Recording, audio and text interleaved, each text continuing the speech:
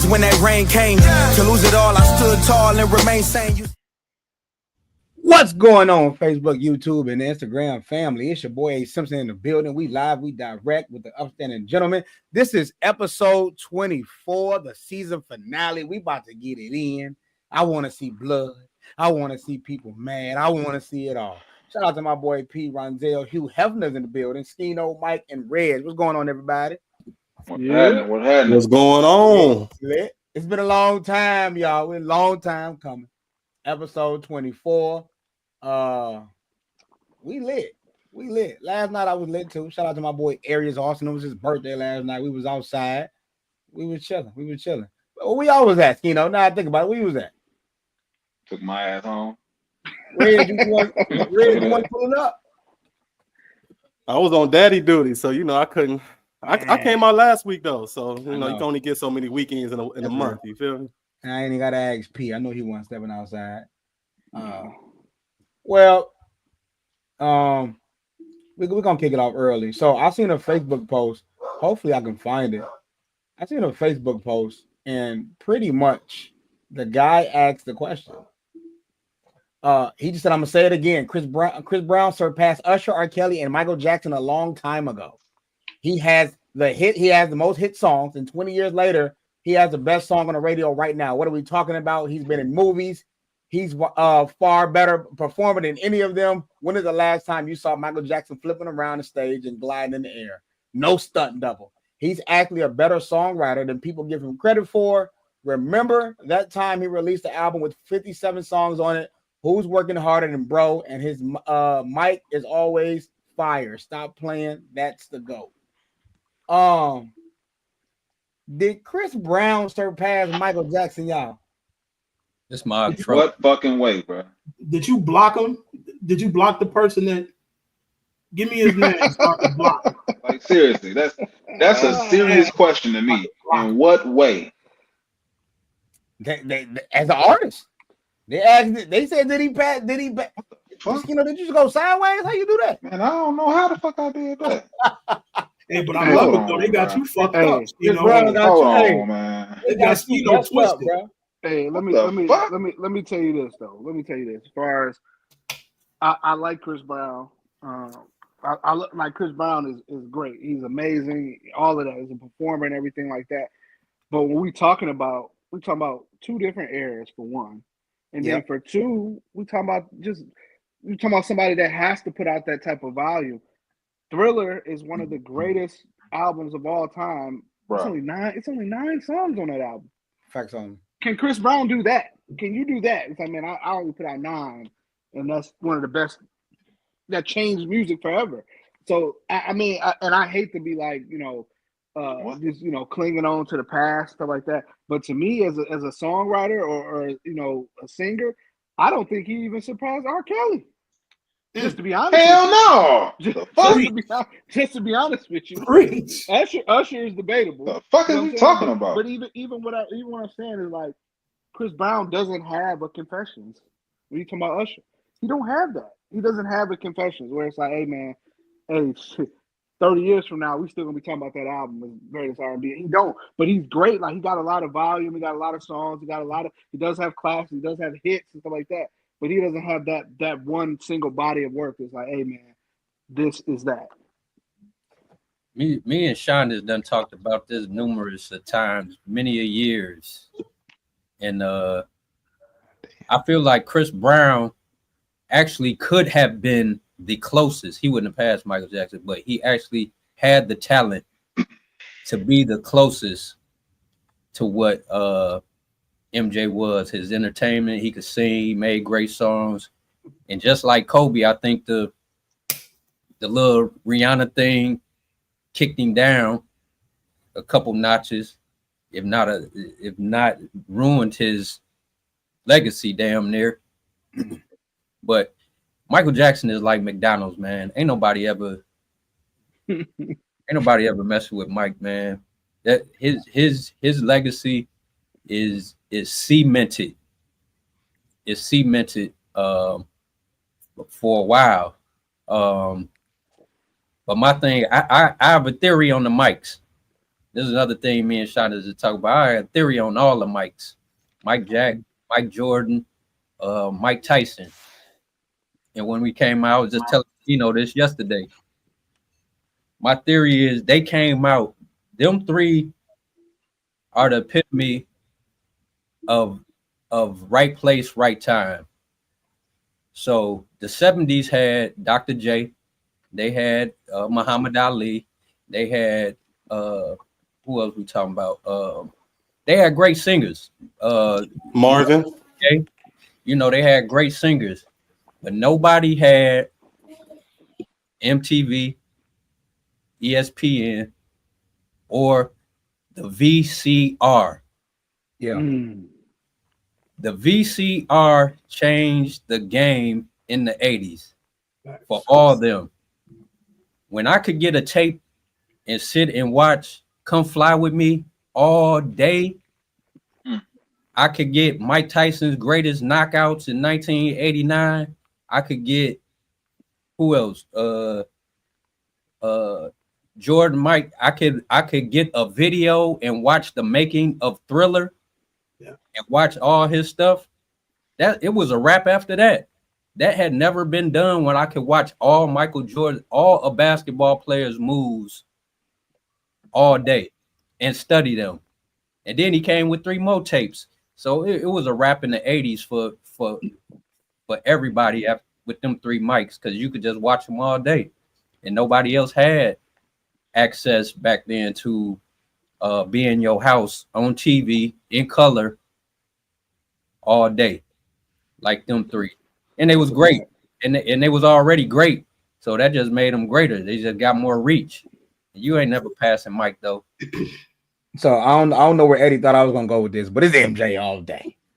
So of course I used to put that powder on my face, Eddie. Hey, Eddie, bro, I seen you with the glove, bro. Eddie. That motherfucker said he put the powder on his face. Eddie, That's diabolical. Eddie, in 3rd grade, I put powder on my face, grabbed one of my mama wigs, got the tweaking. You know what I'm saying? Michael did. Hey, you see his somebody got the clip, man. Where's Big Ben when I need him? No, Mike used to be like, get out my room. I used to hit him with the. You know what I'm saying? Look at his shoulders, though. Boy, that's funny right now. You don't know nothing. Yeah. When we talk about cultural impact, legacy, accolades, rock and roll, Michael Jackson, he in the Rock and Roll Hall of Fame, man. Yeah. It's a different scale. Now, when we talk about accolades, Chris Brown has a lot of them, but it ain't on the same scale.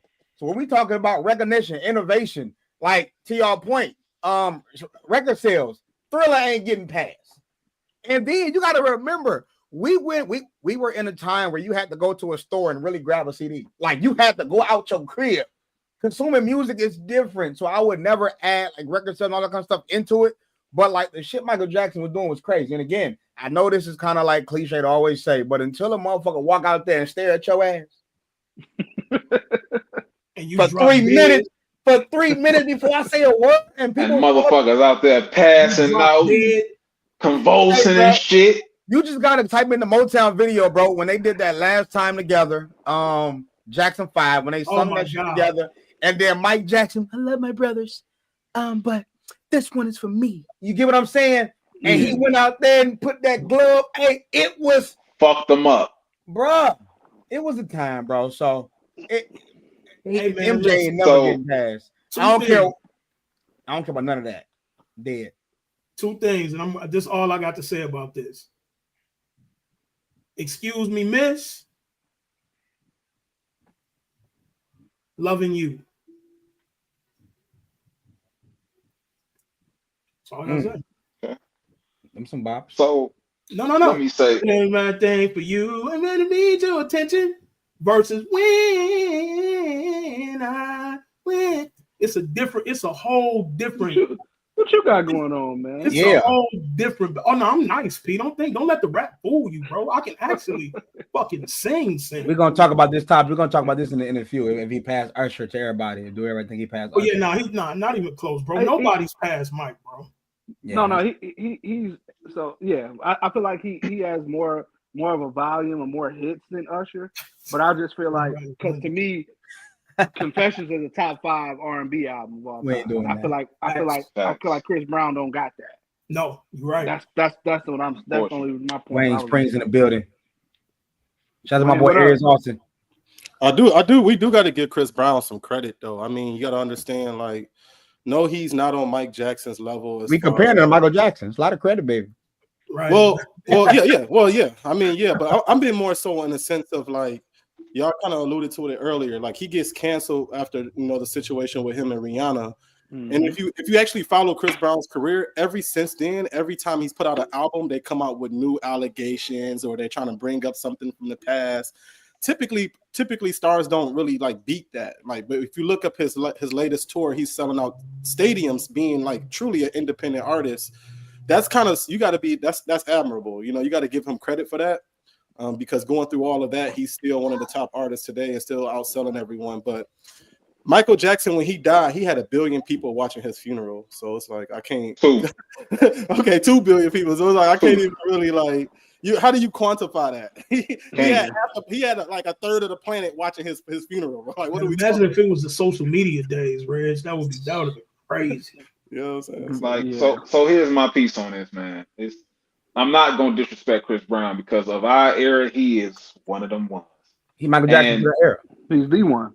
Yeah. You know what I'm saying? And to the one thing I will give him, and I'll probably give him this over damn near anybody. I'm gonna be honest with you. Performance. That motherfucker's a dog. And he's choreographing his own shit. Or he up there just freestyling. You know what I'm saying? The fact of the matter is, he might have Mike in that. He might. That's not an unreasonable thought. Hold that. Y'all, it's 15 of y'all in here. I need all y'all to like the video, man. Come on, man. Like, y'all gotta stop doing this. And share it. Y'all, it's 15. Come on, man. Like the video. Just tap it. You already here. Your boy wouldn't be out there twisting and turning if he ain't watched Mike Jack. We all know that. But I'm saying, Mike. Let's be honest. Then it's still opinion. I'm giving him credit. Chris Brown as a performer, dude, is fucking amazing. Mike had a choreographer for most of his shit, for most of his performances. Chris Brown be up there getting to it. Yeah, but see the danger. Hold on, niggas. Everybody, what the fuck? Oh, damn. Y'all ain't finna do that to me. You know what I'm saying? But no, I'm just giving Chris Brown some credit in this, but it's not comparable. It's not. Aside from the fact that it was 2 billion people watching this man's funeral. As I was talking to Ronzel yesterday, do you know how many countries do you know how many countries have a statue of Michael Jackson? Yeah. Bro, like 11 of them. That's crazy. A fucking 10-story statues in like 11 countries, bro.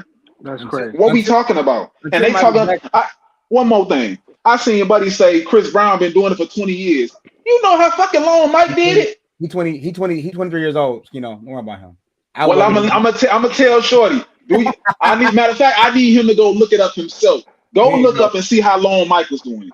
Well, my mama wasn't even alive when Mike was doing it. You feel me? hey, young Blake, this some knowledge for you. Go look and see how long Mike was doing it. But look though, until Michael Jackson come back alive and sing a Chris Brown song and cry, we ain't doing this.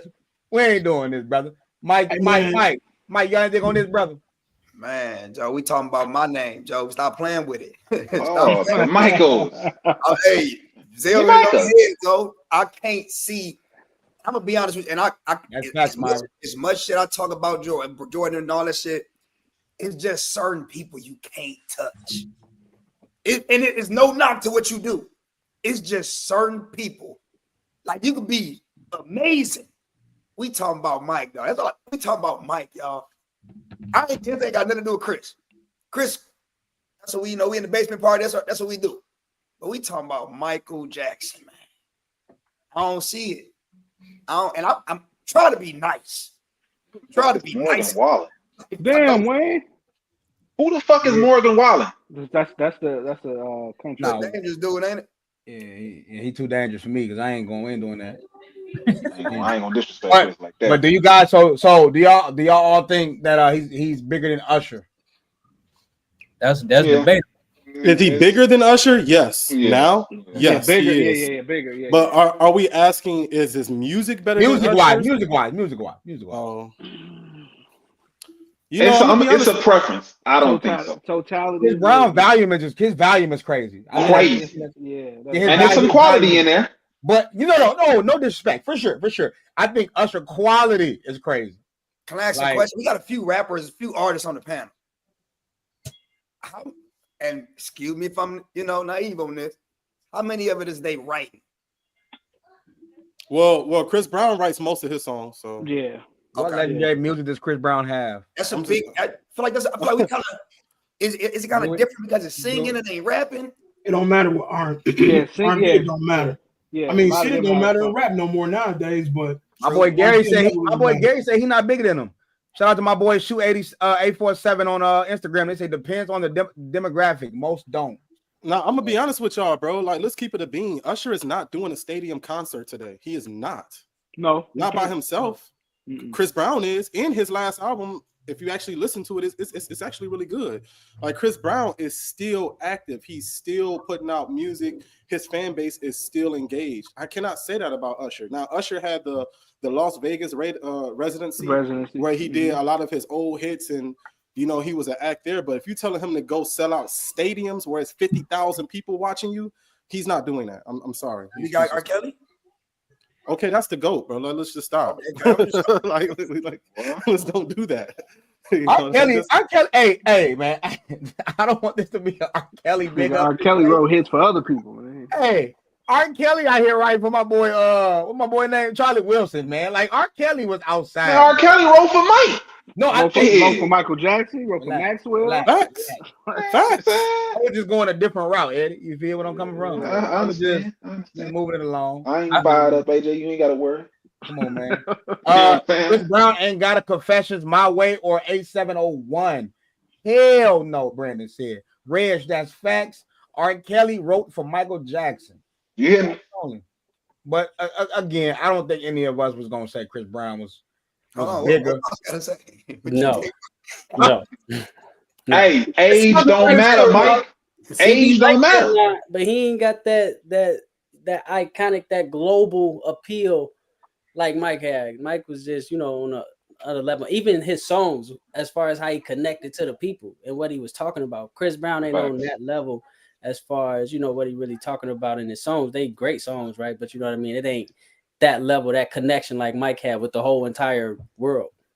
I mean, who hold on, Eddie. Blake White is back in the chat. He said, I'm a Michael fanatic. But y'all judging a man over something that had nothing to do with his music. We are talking about the music, right? When was the last time y'all really heard Chris Brown new body of work? Stop talking about Chris old LOL. No, Chris Brown new stuff is nice though.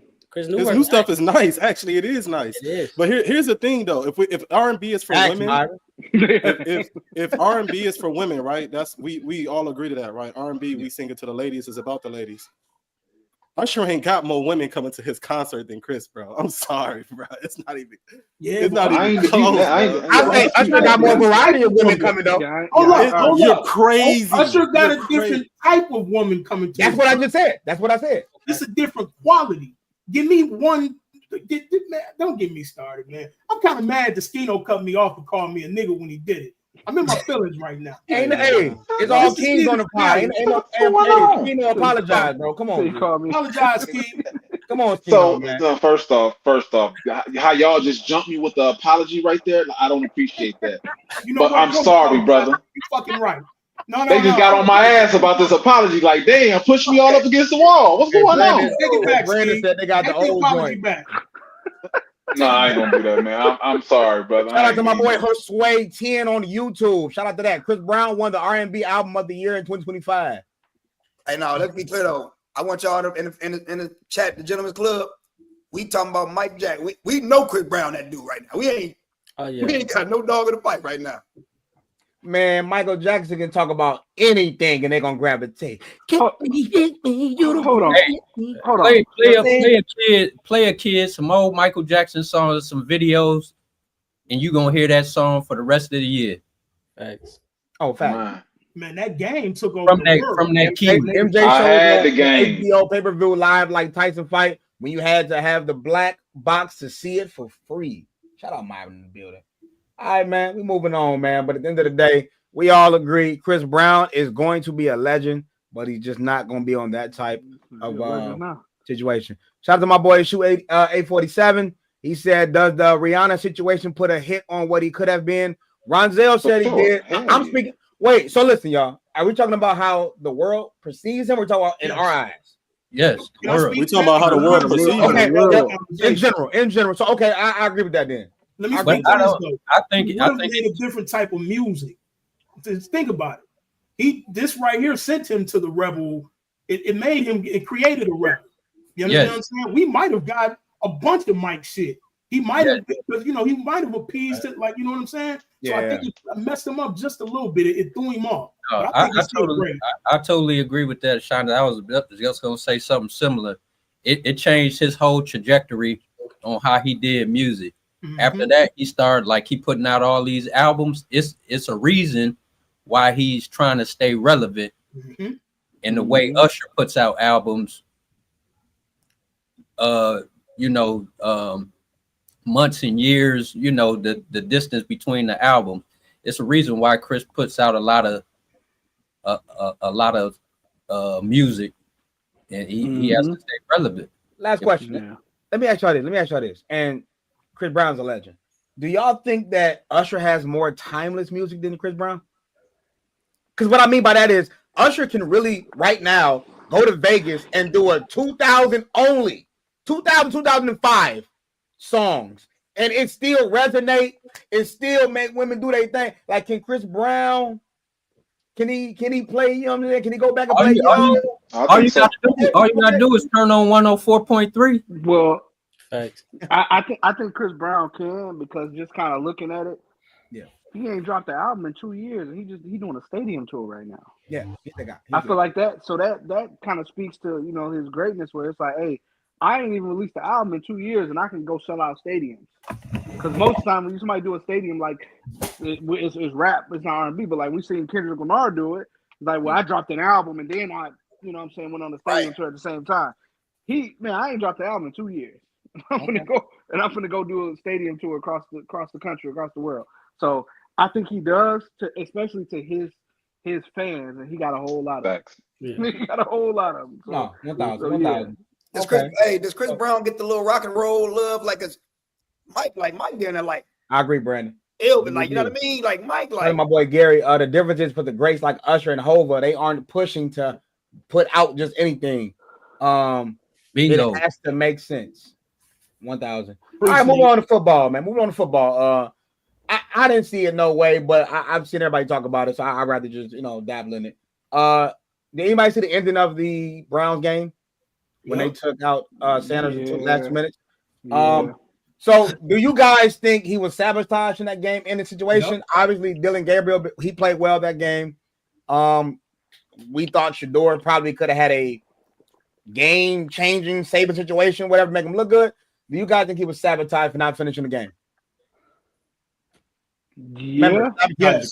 Yeah. Hold on. I'm gonna let Hugh Hefner go first. Yes. And listen, the name is Hugh Hefner. I do not have a Hugh today, and that's intentional, and it's for a reason. That really hurt my feelings seeing that, bro. It fucked with me, because it's like, first and foremost, you put him on the field with 5 linemen, 4 of which were cut. If I'm not mistaken, the left end got pulled out the game because he got.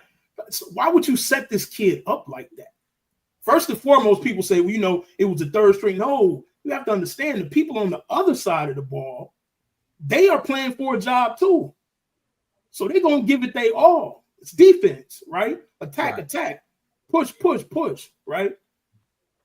So I watched the play where he scrambled. 5 or 6 guys touched him. He still stood up, turned around, and was able to throw the ball to the tight end. And the tight end just dropped it. You know what I mean? So just imagine if that was a situation where there were actual receivers out there that had jobs. You understand what I'm saying? And was ready for the moment. Because it's him. So it's pressure. That's the moment. Everybody's watching. You know what I'm saying? So it's pressure on these guys that are playing for a spot. And I think the coach, I'm not going to be disrespectful because, you know what, fuck him. The coach, because the coach, when the kid came out, the kid went and got on the bike to keep himself going, keep himself up, stay charged. You see this, and you stop the kid from going in for the 2-minute drill? Come on, if you're gonna let him kill him, go ahead, just let him completely kill him.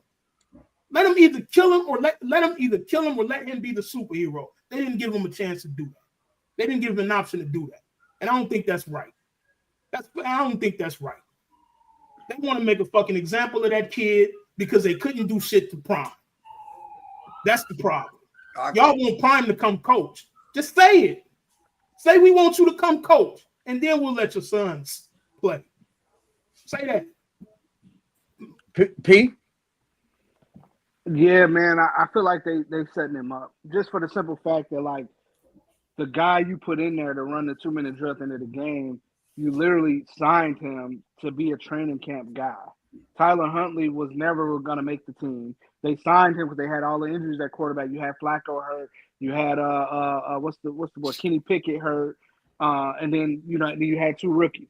So you're never going to carry 5 quarterbacks. So there was no reason for him to even get in there, for one. And then you put him in there with 4 guys that you cut literally the very next day.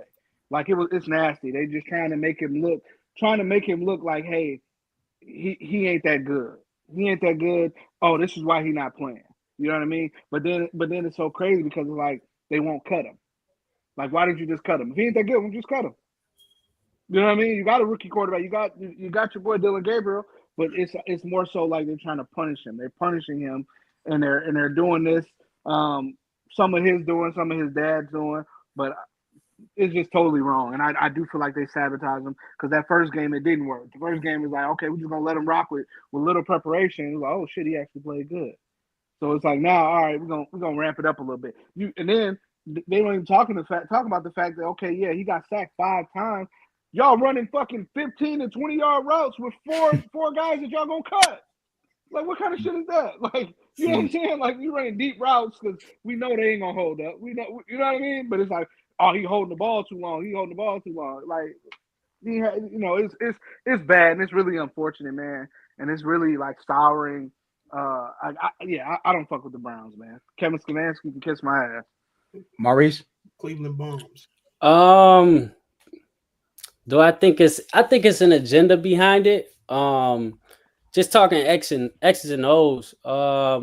He didn't do too well, right? He didn't do too well. Just speaking on X's and O's, as far as right, just reads, taking what the defense gives them. You got to go out there and play the game, and that's everybody in preseason. He ain't the only one that played with people that was cut or backups, or you know what I mean. In his first game, he started right. He played the first half, and then whoever came in, they played with the right. But I just want to get away from the excuses. You know what I mean? Just in general. He's in the NFL. He has opportunity to play, and that's all you ask for, right? What you do with that, that's what it is, right? Regardless of what you're given. Ones, right? You got injuries. They go out and they got to change up the scheme. A lot of times you got to do what you got to do to, right, keep your job or make things work. So I want to go away from the excuses more so and look at the X's and O's. He didn't play too well, right? You can look at what's around him, but as a quarterback, you're in full control, and you take what the defense gives you at the end of the day. A few times he didn't step up. A few times he tried to do a little too much, and he got the best of him. That's what I did worry about him coming into the league, if he would be able to really move as far as the talent level, the elite talent level with the front four in the NFL. I don't think he's right that talented to move like that, which it kind of showed. But just going back to right away from the X's and O's into their agenda, I think it is an agenda behind it. it's just weird. It's just hard to speak on because, like I said, I look at the X's and O's, but then the NFL does have a background of blackballing people, right? You can look at a Colin Kaepernick situation, right? Way bigger, right? But at the same time, they did blackmail the guy, right? So I won't go away from entirely that they do have an agenda. I do believe so. But I also look at the X's and O's too. Mike. No, I mean, I agree with everybody's take, man. To Mouse's point though, man, how long do y'all think we gonna have to, like, for instance, I mean, I keep using basketball shit, like the LeBron James and his son shit. That shit dragged all season. All season. We was worried about all season. He doing this, he doing. How long do y'all think we gonna have to go through him? Is it maybe this first year? Like, how long do you think it's gonna be like this? Because after every game is gonna come down to, well, did he get the chance? Did he not get the chance? Mouse, you wanna kind of you said how long would it come down to this? Oh, no, I'm talking about the question here. When he said, I hear you, Mouse, but you can't evaluate him and Gabriel the same when you're not giving them the same tools to perform. Like Shannon Sharp said, y'all giving him a sword to go to a fight in a gunfight. I wouldn't say they're necessarily evaluating it that way. They know what he had to work with. They know what he had. Like, you know what I mean? I think we're just looking in it way too deep. Dylan Gabriel, he didn't look too, you know what I'm saying, too hot either. You know what I mean? So it's like, I don't think it's from that perspective because, like I said, Shedeur did get a chance to start and play with good guys, and he looked good. You know what I mean? So you go evaluate it based off X's and O's and what it looks like, but I don't think we should get too deep into what he was dealt with and because he had to play. Like I said, the first game he played, who played the second string and who did they play with? Was it this big thing with them? No, it's just going out there and playing the game. Simple. It's a game within a game. Eddie. Eddie. Yeah, it's obvious. You know, to me, it's fairly obvious that he's being sabotaged. That they truly don't want him to succeed over there. They don't want him to look good. They don't truly want him in Cleveland. They just so happen to have drafted him. You know what I'm saying? If you're gonna draft him, you gotta give him a chance to show something, but they ain't gonna. It's the leash on him, and they still holding that motherfucker when they put him out on that field. They not really turning him loose to, do what he needs to do. He looking too good. Let's put him back a little bit. Mm-hmm. The owner went out of his way to say, "Oh, I didn't want to draft him. I didn't want him." Facts. Nasty. So would that be? I'm sorry. Would that be like? So what about everybody else? You know what I mean? Like, what you mean? If that's the case, could we just say it's a total blackball? Like, could we just? Nah, say it's a hit job. It's a hit job. Sabotage. Okay. Like and I'm gonna let you get to your point, Rich. But like, we didn't even answer this. So like, I get what you're saying about the excuses. What was the point? If it's not sabotage, if they don't have an agenda, what was the point behind putting Tyler? I don't agree with. I forgot to get to that point. That I don't agree with. The 2-minute drill, it literally made no sense. The guy, he's not going to make the team, and I'm going to put him out there to run the 2-minute drill. For what? It made no sense. It made no sense because it's like, well, we want to put this guy out there because he might actually do something and look good. And it's like, now we got to justify, you know what I'm saying, putting him behind Dalen Gabriel or putting him behind, you know what I'm saying, Kenny Pickett. So Kenny Pickett ain't played a snap in the preseason. They ain't played not a damn snap. What is he doing in practice to make him be the second string quarterback? Makes no sense. To your point, when you want to find that out about him, can he run a 2-minute? Can he bring it? So to your point, yeah. Exactly. Yeah, and that's what I was saying, like X's and O's, bro. Who's calling the plays? You understand what I'm saying? You say, a quarterback has to, do what the defense gives him. But I mean, at the same time, the coach got to put the right shit out there. You know what I'm saying? Like that's tough. That's tough. Like he said, Shannon said, man, you want me to go to a gunfight and all I got is a switchblade, bro. You know what I'm saying? They got 27 people. Like, it's me and Zay. And it's people that can come out with a win like that. Yeah, that's all I'm saying. It's people that can come out with a win like that. Against them, though, brother. It's different. Right. You show me somebody to go into a gunfight with a knife and come out. John Wick, maybe, but he gonna pick somebody's gun up though. You know what I'm saying? So, Rich, providing with the support and he performs, then the fans of Cleveland would make him the clear choice. I just think it's a lot of variables that's happening right now that we don't know. For instance, like the owner came out and said like, hey, I didn't draft him. So obviously the GM drafted him, which is, a black man. So I think by the end of the season, someone's going to get fired. I don't know if it's going to be the GM or the coach. Maybe it's both of them. But I don't think that all three, the coach, the GM, and the ownership, are aligned on where the organization is going to go. And I think it's a little bit of that going on. But from a standpoint of pulling him out the game, I do think we do have to keep in mind that Shedeur Sanders had an oblique injury the week before, and he didn't practice the week before. He only practiced a little bit last week before he played. So I'm going to liken it to that maybe they gave him some time just to give him some time so he can, get some practice reps and he don't get completely rusty, get some game reps. But I don't think that they intended on playing him anyway just because of the injury last week, because he didn't practice for 2 weeks. Also, too, just from the standpoint of like, I do think he's blackballed, but I also do think that Cleveland knows what they got, because if they didn't know what they had, they wouldn't be keeping 4 quarterbacks. And that's like not common in the NFL. Like NFL teams don't barely keep 3 quarterbacks, but they keep 4 quarterbacks. So that lets me know that they do think he's valuable enough to keep him on a team as a 4th stringer, knowing that he can probably go to another team and make something of himself. Yeah, the money matters, right? The jersey sales matter, all those things matter. But that can be said about the Dallas Cowboys, right? The reason that they are America's team is based off of notoriety, jersey sales, and publicity. So that does go into effect. But I wouldn't say that he got thrown out there. I think a lot of it this time in the context of this had to do with his injury, had to do with the fact that he didn't practice for the last 2 weeks, and had to do with the fact that I think when a season comes, he is going to be the number 2 or 3 quarterback. I don't think he's going to be a practice team quarterback. That's where I see it. I don't think he's going to be a practice team quarterback, and he's not going to be practicing with the team overall through the season. So, but he is blackballed, and that's just for his dad. They don't like black dads and their kids' lives. LeVar Ball, LeBron James, Deion Sanders. They just don't like that. So, my quote, Zell. Yeah, I'm in line with P and Reg in the sense that if you're not gonna use him, cut him. There's no reason he's a 5th rounder. If you're not really gonna play him, cut him. And obviously, they don't want to, so it may be similar to what something going on to what Reg is saying. He might end up starting the season as the 2 or the 3, but like you said, who carries 4 quarterbacks? And you got a 5th rounder, but like P said, if you ain't gonna do him right, cut him. Let him go. Hey, how did he respond?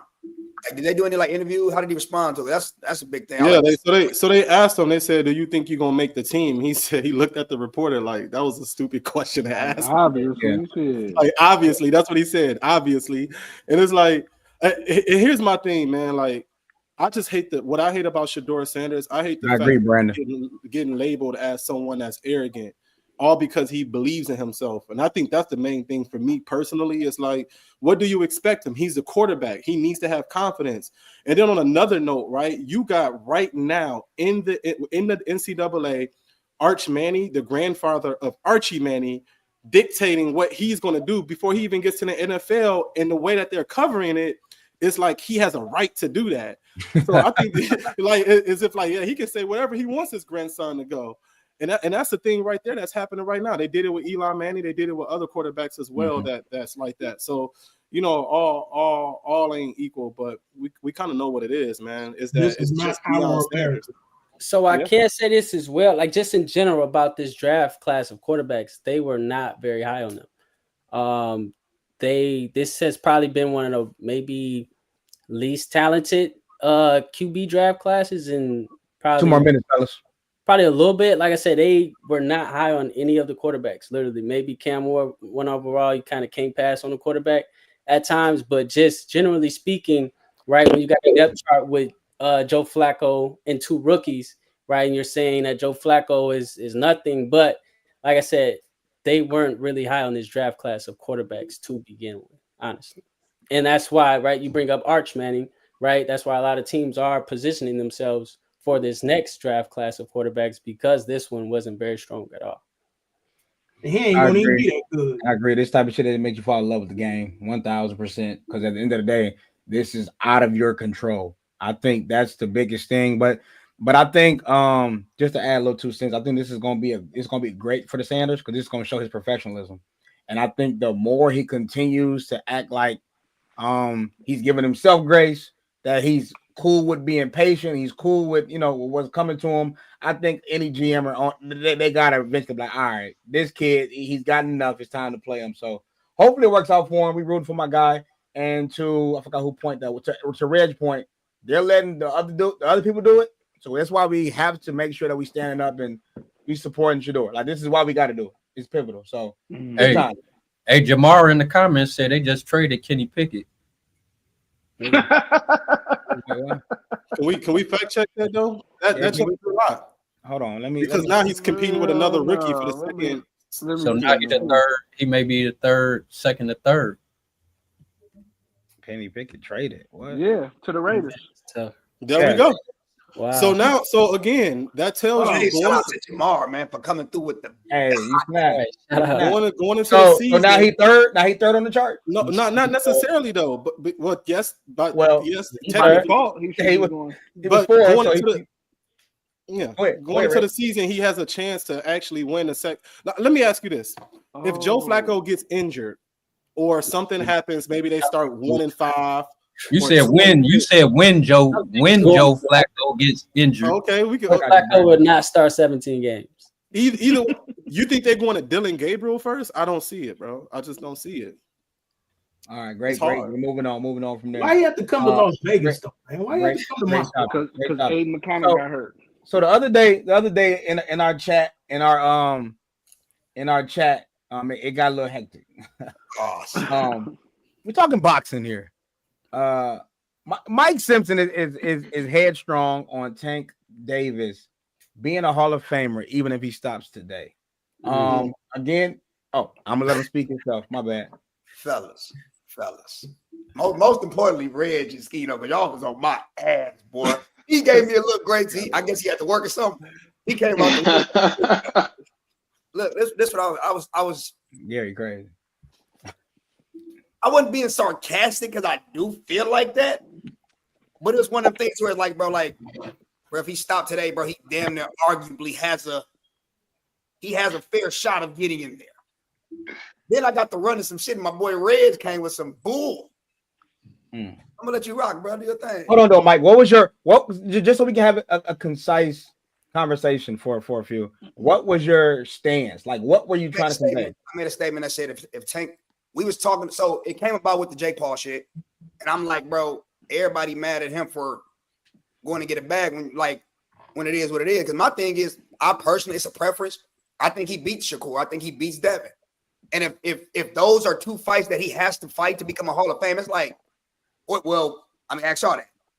If he was to fight them and he beat them, or just one or both, does that put him in Hall of Fame? Go ahead. So Mike, hold on. So Brandon said name 5 greats he beat. Come on, bro. Like I'm gonna name 2 and they going down him. He beat Leo Santa Cruz, brother, when he was smoking shit. He beat Pedraza when he was smoking shit. Y'all got this little who has he beat lately shit. I don't understand it. And also, who can he fight right now that's on his level? Can anybody in the panel answer that? First, I was gonna say Tio. I'm not gonna hold you. Well, at that time, so at the time when it was on his rise, you had Lomachenko. You got Devin Haney. You got Shakur. At that time? No, I'm saying when he was coming up on his rise. Because I'm saying as far as Lomachenko old now. I would give you Lomachenko's considered old. He's old. But the thing about it is that with Tank, to me, it's more so about money than it is legacy.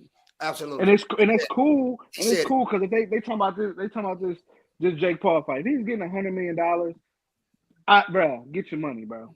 That's more than he's made. Damn near all his fights can buy. Get your money, bro.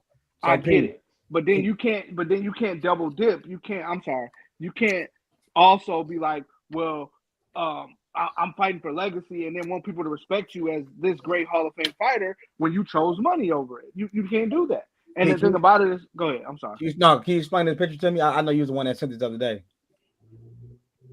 I said that. Oh, you sent this with Roach on a Netflix deal? It's called step aside money, man. Basically, yeah. So from my understanding, he gonna get his ass whooped. And by the way, I love everybody that's in these comments hollering this Roach shit.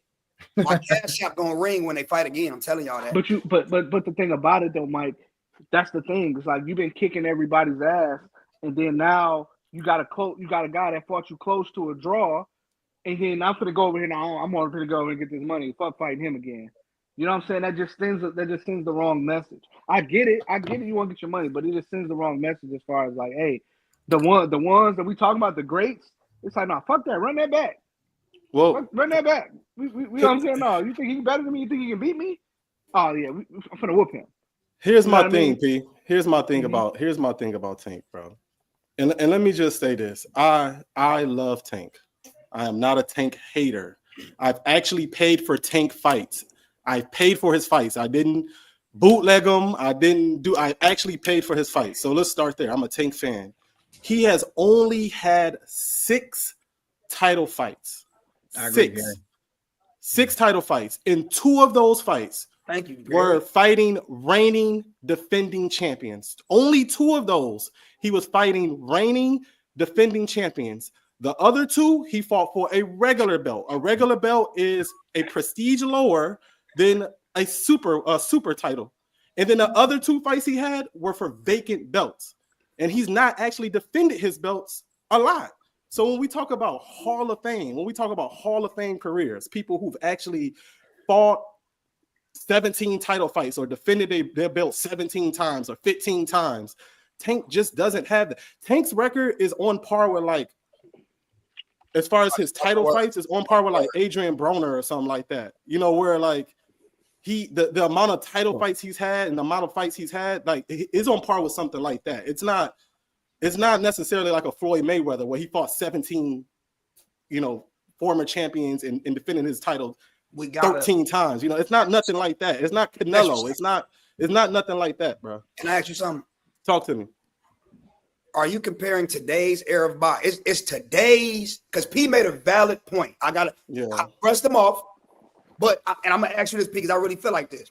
Mm-hmm. Do you feel like today's era of boxing is equivalent in any way, shape, or form to the people you name? It's not, but then you have guys in this era that's fighting this era that are doing that. Like what he said, like a Canelo. Canelo is taking, you know what I'm saying? Now he been ducking my boy. He showed, talk to me, P. You know what I'm saying? But Benavidez, but everybody else, like he fought all challengers. Send him styles. But then you got a guy like Devin Haney. Devin Haney is fighting everybody. Devin Haney is like, man, shit, fuck it. Hey, he in my weight class or he close to me, I'm fighting him. And I don't even like Devin Haney. I'm not a Devin Haney fan. I'm not gonna say I don't like him, but I'm not a big Devin Haney fan. You have people in the like, my thing is this. I don't want to be the person to say for the love of the sport. Because the love of the sport, you talking about 100 million, get your money. Get your money. I can't be mad at that. But at the same time, you can't be mad when people look at you, like I said, like a circus act almost. Like, oh, well, shit, you're going to do whatever for the money. You ain't worried about being the best at your craft or the best at your division, the best at your weight. You're not worried about that. And that's fine. But you can't be mad when people criticize you for that. That's my only thing. My thing is, though, is that a Hall of Fame's mentality? Is that a Hall of Famer's mentality to say, you know what, we only just trying to get the bag and get out of here? This is what I be talking about, man. This is what I be talking about. Like, comments. But but my thing is, bro, I'm not talking about his skill set. I'm talking about. Absolutely, he has skill set. I'm not talking about his ability to box. Hey, Brandon, you want the investigation, Brandon? I'm not talking about his ability to box. I'm talking about him pushing himself. Here's the thing, Mike. At one point in time, Ryan Garcia, Devin Haney, Shakur Stevenson, Tank Davis, and that was it. What's the the other boy is at 147 of the Puerto Rican. Pitbull? No. My mind is going blank right now. He actually beat up Lomachenko. He beat the hell out of Lomachenko. But all of them were in the same weight class at one point in time. They were all at 135 at one point in time. And ain't none of them fight each other. So what? So I'm gonna ask you this. I gotta agree with Gary. I'm gonna ask you this then. So what? Yeah. Where is that energy at?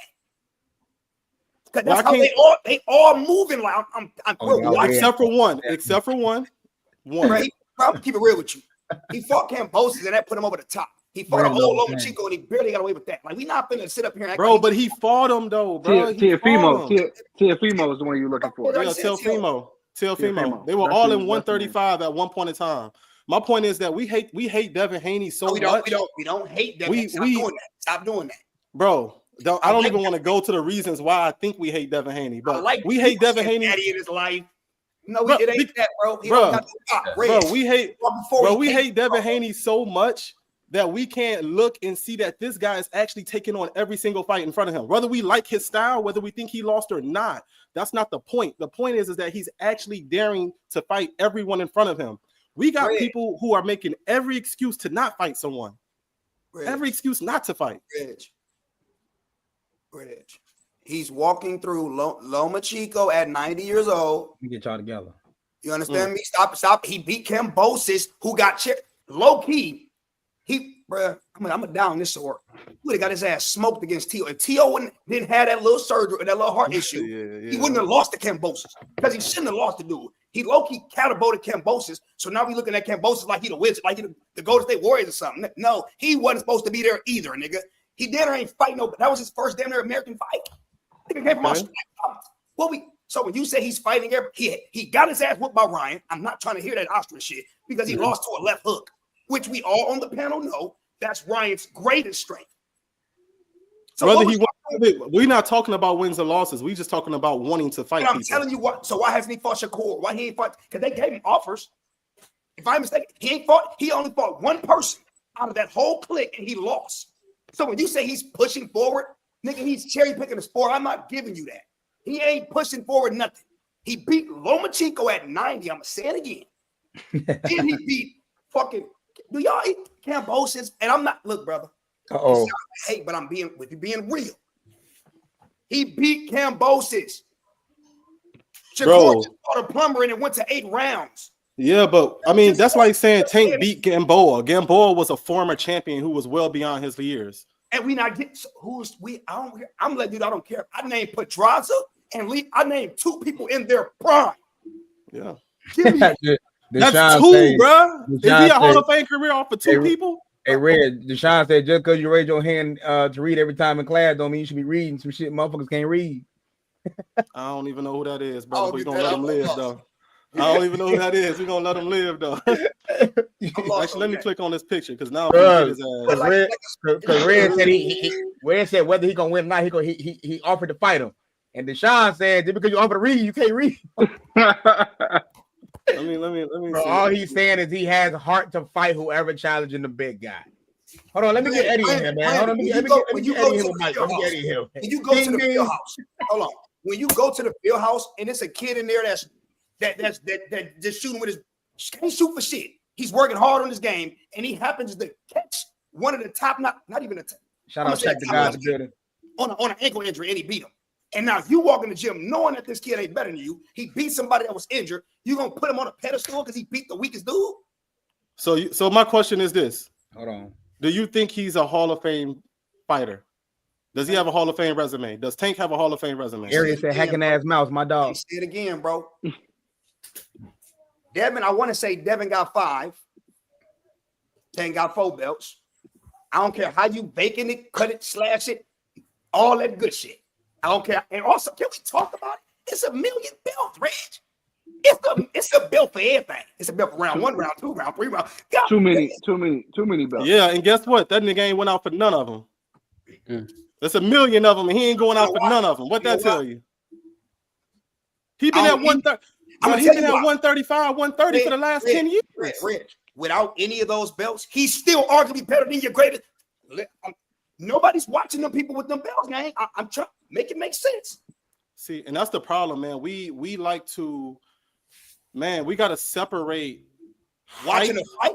No, listen, we got to separate height and popularity from actual achievement. We got to separate those two, bro. If you money Tank up, Davis has been at the same weight for his whole career. And a weight bully. So why isn't he undisputed then?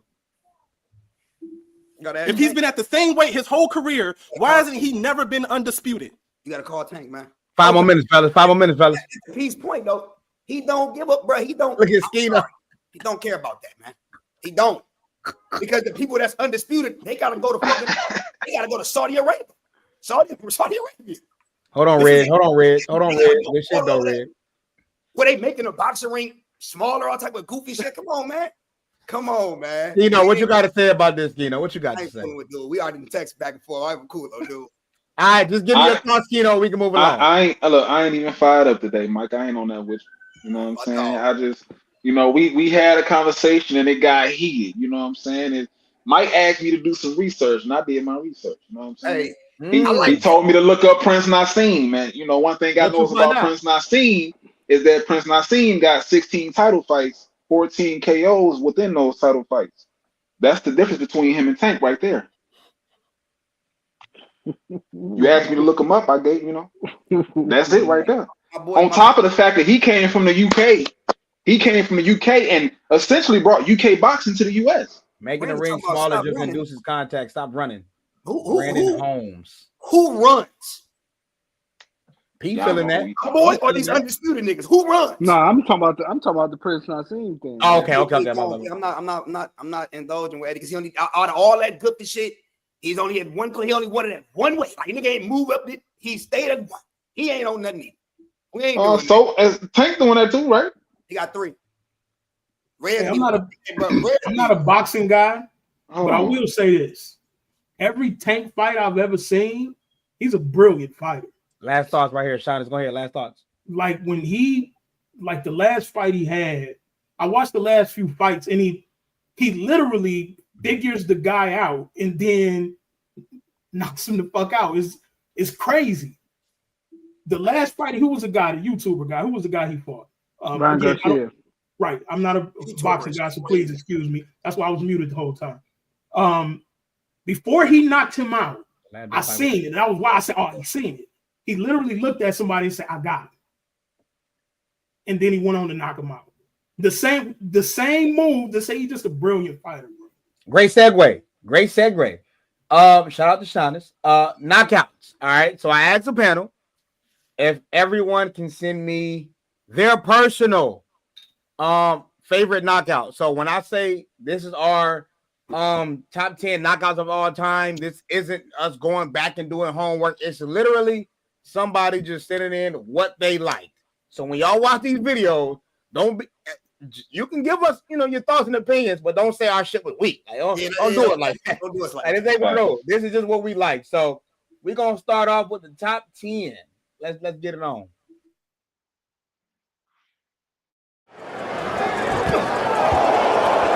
Big straight left, a couple big shots. Davis trying to finish up. Over Izzo's down goes Gamble. And this one is not a lot of people burning up Nick Maynard's phone to try to get a matchup with a gun. Oh, goes the lead.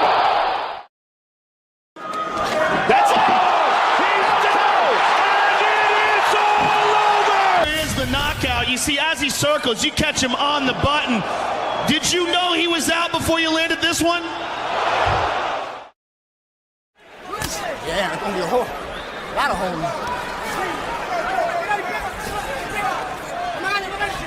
Good left hand, and down goes Williams. I think it was a right hook. Right hand. Williams through the left. Hearts of champions. If Davis thought Santa Cruz was going to fold from his power, oh my.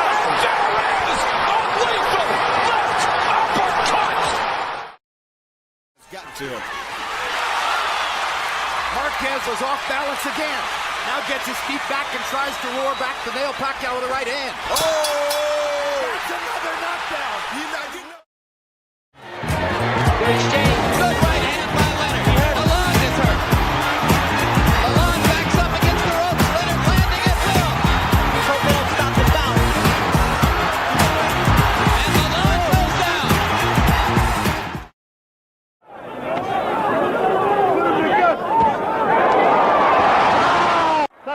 knocked down to the fight. He took the mandatory 8. And now Ali. Bonavina is running. If he goes down again, it's over. Ali is the knockout winner at 2 minutes. Questions about Roy Jones Jr. and that doesn't, and I already am his father. Oh, wow. Big right hand by Roy Jones. That will finish it. 18 years of age. Long is 27. Oh, wow. Here comes Tyson. Left hand again. Well, he nearly sent Long out of the ring with that left hook. Tyson. Oh, Long is down. Second time. Tyson comes out with a strong right hand barrage again. This is as bad as I've ever seen Donnie Long look, but Yo, those were solids. I'm gonna tell you why. Like I kind of gave a little bit of order. The way certain people fail, I don't care how you hit them. Did y'all see how Roy Jones had dude face? Yeah, dude. See his face afterwards? Listen, the irony in this top 10 is I saw 2 other knockouts that I was about to see. Man, the Paul Williams fight, I was watching that live. I'll never forget it. Sergio Martinez put him down. He was hey, that's a boxer you should look up, Mike. Sergio Martinez. He was a motherfucking dog. Oh my God. He was a dog, yeah. He was a dog. But yeah, it's not sick going on. What was y'all thoughts on them videos, man? What y'all? I'm gonna just say this: the dude that I was talking about, William died. Died, Shaq. He died. That's why I was like, that's a little man. Spoke too soon. I was a little intense, man. But my man was questionable. So the one I sent was the Pacquiao and Marquez one. I was watching that too. I remember watching that one live. I remember when it happened. So first of all, those two fought 4 times. That was the fourth time they fought. Fight. Yeah. The third fight, Marquez was literally hitting him with that same counter right when he was coming in, but he didn't have enough power behind. Shout out Dukes. He literally spent the whole camp like, man, I got to get my power behind because when I hit him with that, I need to stop him. And he literally did it. And what was so crazy when it happened, I remember I got scared. He fell further. I remember I got scared. I'm like, bro, he might be dead. Like the way he fell and the way he was laying there face down, I'm like, oh shit. And it was just like, yeah, it was a perfect punch right on the chin. And Pacquiao was winning the fight. Yeah. And I would say before that, Pacquiao was like, like all praise, like you know what I mean, like, and I feel like that was just a huge, Hey, one thing I will say, bro, please don't fire me up, please. Hey, no, don't fire him up, Brandon. Come on, man, keep him down to the right. We want to keep him down to the right. I'll say this though, for the UFC is violent, bro. I don't really like shit like that, because it's too like the kicking of the shit, like Eddie. I was a basketball player, like kicking the shins and shit, like I don't like watching shit like that, like. Hey, like my man Eddie, he knocked him out and then still. I don't. That ain't normal. Niggas talking about knockouts. That's why I brought the UFC because them motherfuckers be knocking shit out. Nah, I'm talking what I'm talking, Brandon. That's scary. You make your own damn top 10. Straight up. We just say knockouts though. And Canelo knockout. To Brandon though, I just wanted to bring some variety because boxing knockouts is so easy. You know what I'm saying? I wanted to add something different. And I specifically asked him, are we just doing boxing? Now it could have been street. Remember, we said it could have been street. Yeah, it could have been anything. So I wanted to just throw a little variety in there. I missed that. I would have definitely put a Kimbo Slice fight in there. You know what I'm saying? I just wanted to throw a little variety in there. That's all. Hey, Tarver and Roy Jones should have been in there too. That was the other one I was going to say. Man, look. He told that man. Hey, that shit could have been number 1. Yeah, after that, Roy, I went down a Roy rabbit hole, man. This weekend, that motherfucker was cold. He was crazy. Hey, what's funny is after Tarver knocked him out, that mug kept getting knocked out. Facts. It. Man, look. Shaq wanted me to pull his joint up. Hey, but his defense, bro. Amir Khan didn't have no business being in there. Amir Khan was way too small to be fighting Canelo. Dead. He had no business being in the ring with him. Motherfucker dead, Jack. Look at him. And you already got a weak chin on top They hosting this funeral. Nah. Hey, you see how his arms swell? Look at this. Boom. He wide open though. Yeah, bro. He already had a glass chin. Like, Yeah. Amir Khan already had a glass chin. Oh my This God. look like one of them UFC knockouts right here. This fight wasn't it, man. That wasn't it. I ain't gonna lie. Do any of y'all watch the slapping competitions? Hell no. Yeah. No, that's too. I do. I love the slapping competition. The crazy Hawaiian. I said, if I would have knew, I would have got a little bit spicy because he didn't knock some people. That's for you, Eddie. Out. I mean, slap them so hard they head hit the ceiling. They go. No, they not. Mayweather a great and don't got many. That's why you said the knockouts is kind of easy with boxing. Yeah. Boxing is easy, bro. If you watch boxing for a long time, boxing knockouts are easy. Because you got to look at it like this, Brandon. You don't have to always think of the biggest names in boxing. You just got to. We just talking the knockouts. Yeah. Okay. A lot of those. Moving along. Great conversation, guys. So the WNBA players has been very active about getting paid. I think a few of them got back-to-back games that they don't want to play in. But this was what they had to say when being asked about playing the back-to-backs. Terrible. That's my only comment on it. It's like they don't care about player safety. It's like they don't care about scheduling or whatever. And I mean, I only mentioned that one time in the beginning of the season, and I know people always love to come and say, "Oh, you guys want to get paid more? You guys need to play all these games." But at some point, there's a sports science to it, and yeah, it's honestly just like game on game on game on game. So we play tomorrow, and we're professional, and we'll do it. Shaq, first of all, you wild as hell and you dizzy for that. Secondly, Pat Bev is he's an advocate for WNBA, for the ladies. He's an advocate for them. He speak highly on them, and he speak when they talking crazy. That's what he had to say. Now, come on, man. Y'all had me. W had me. I'm talking about. I'm rooting. Yeah, come on, man. These ladies deserve more money, but come on, man. You got to play back-to-backs, man. Come on, you got to. It's part of shit. But if a lockout came, if I was playing back-to-backs three times, you have to play 3 games in a row. Come on, man. I'm all with it. But don't lose me there now. Don't lose me. Please don't lose me. Love game. Shout to my boy Quan Dukes. He said Caleb Plant versus Darryl was nasty too. Yeah. So obviously with the question of they're upset by playing back-to-backs, and then you hearing what she had to say, and then you hear what Pat had to say. What are y'all thoughts? Zell, you didn't get to speak a lot in the last one, so I want to start with you. Just what Pat said. Basically, just exactly what he said. Come on, man. Come on. They ain't even saying 3. Like, there's some high school teams that play back-to-back Friday and Saturday. And they play like the same amount of games, too. Facts. And I mean, that's crazy. I don't the sports science thing I don't even think that got nothing to do with.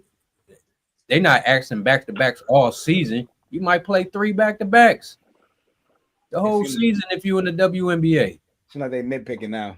That's what I was saying. Yeah. I would say. Go ahead. I want to get you in here. I don't understand it because, right, how many games do they play? You know what I mean? They don't play 82. 44. Right? So it's like I don't get that. That just threw me off. Like I said, the NBA players do it with no problem, and they get paid the big dollar. Y'all looking for the big dollar, and y'all trying to run away from. You know what I'm saying? I don't get that part. I don't get it. My question, it's like every time I see a video, man, it's like it's hurt. Yeah, come on, man. I don't. Why? Is there any videos like the OGs speaking out? They just as worse. Like they're worse. Candace Parker and them. No, Candace ain't. They ain't with that. They not rolling. They not rolling with them. And I just got one question. What's the health? What's like, when they say they're not looking at players' health for you're talking about back-to-back. What is that really about? Soft tissue issues. I think I think they did sports science and they said playing that many games, I think, is the reason why we're having a lot of injuries, if I'm mistaken. Shaq talk about you play 3 games in one day. But for real, and it's a high level back, like what I'm saying, health wise. I mean, we are, what I'm saying, and did it before. Like health wise, I'm not seeing like conditioning or like is that just the risk of injury? He dizzy and Shaq dizzy, man. I mean, lady. Reg, what's your take on this? And then I'm coming to Hugh Hefner because I forgot. Yeah, I mean, my take has always been the same take, is that I think I like the WNBA. I like watching women's play, but they want all of the benefits that the men have is not willing to go through half the journey. It's like, man, the men are playing back to back. They playing 82 games. Y'all playing 44. First of all. You know what I'm saying? And on top of that, it's like the men are sacrificing and doing things that they don't want to do to get that bag, man. Y'all don't want to sacrifice nothing. And then on top of that, whole nother conversation, y'all actually got a bag winner in the league, Caitlin Clark. She's bringing people to the league. Great point. And y'all hating on that. It's like, man, y'all hate on any situation or anything that's gonna get y'all more money. It's like, what do y'all want? You know, so that's my thing about it. I don't know what these ladies want, bro. But Hugh Hefner, the floor is yours. Oh shit, I'm gonna mute myself. Hold on. AJ, before you mute yourself, what is my hue? I think it's green, King. It's green. I'm not gonna go the direction most might think I'm gonna go. So it was brought to my attention by a lady friend of mine, and she said, Hugh, ever since you said what you said about the WNBA All-Star game, you ain't been on the show no more. What's up with that? Respectfully, ladies, I was wrong. I'm sorry. Pay them. Give them all the money. Money out of sight, start a fight. Y'all want them to play back-to-backs? Pay them for back-to-backs. Y'all want them to go crazy in the All-Star game? Pay them to go crazy in the All-Star game. If I'm not mistaken, to, I believe, Reggie's point, the ratings is still through the roof right now and Caitlin not playing. I could be wrong. Again, this is my sincere apology. So, AJ, do me a favor. Clip this for me, and when you do it, make sure you put the Asia Wilson is one of the greatest basketball players in the world right now. Facts.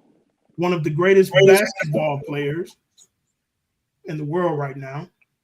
We don't have to put a he or her, she or them on it.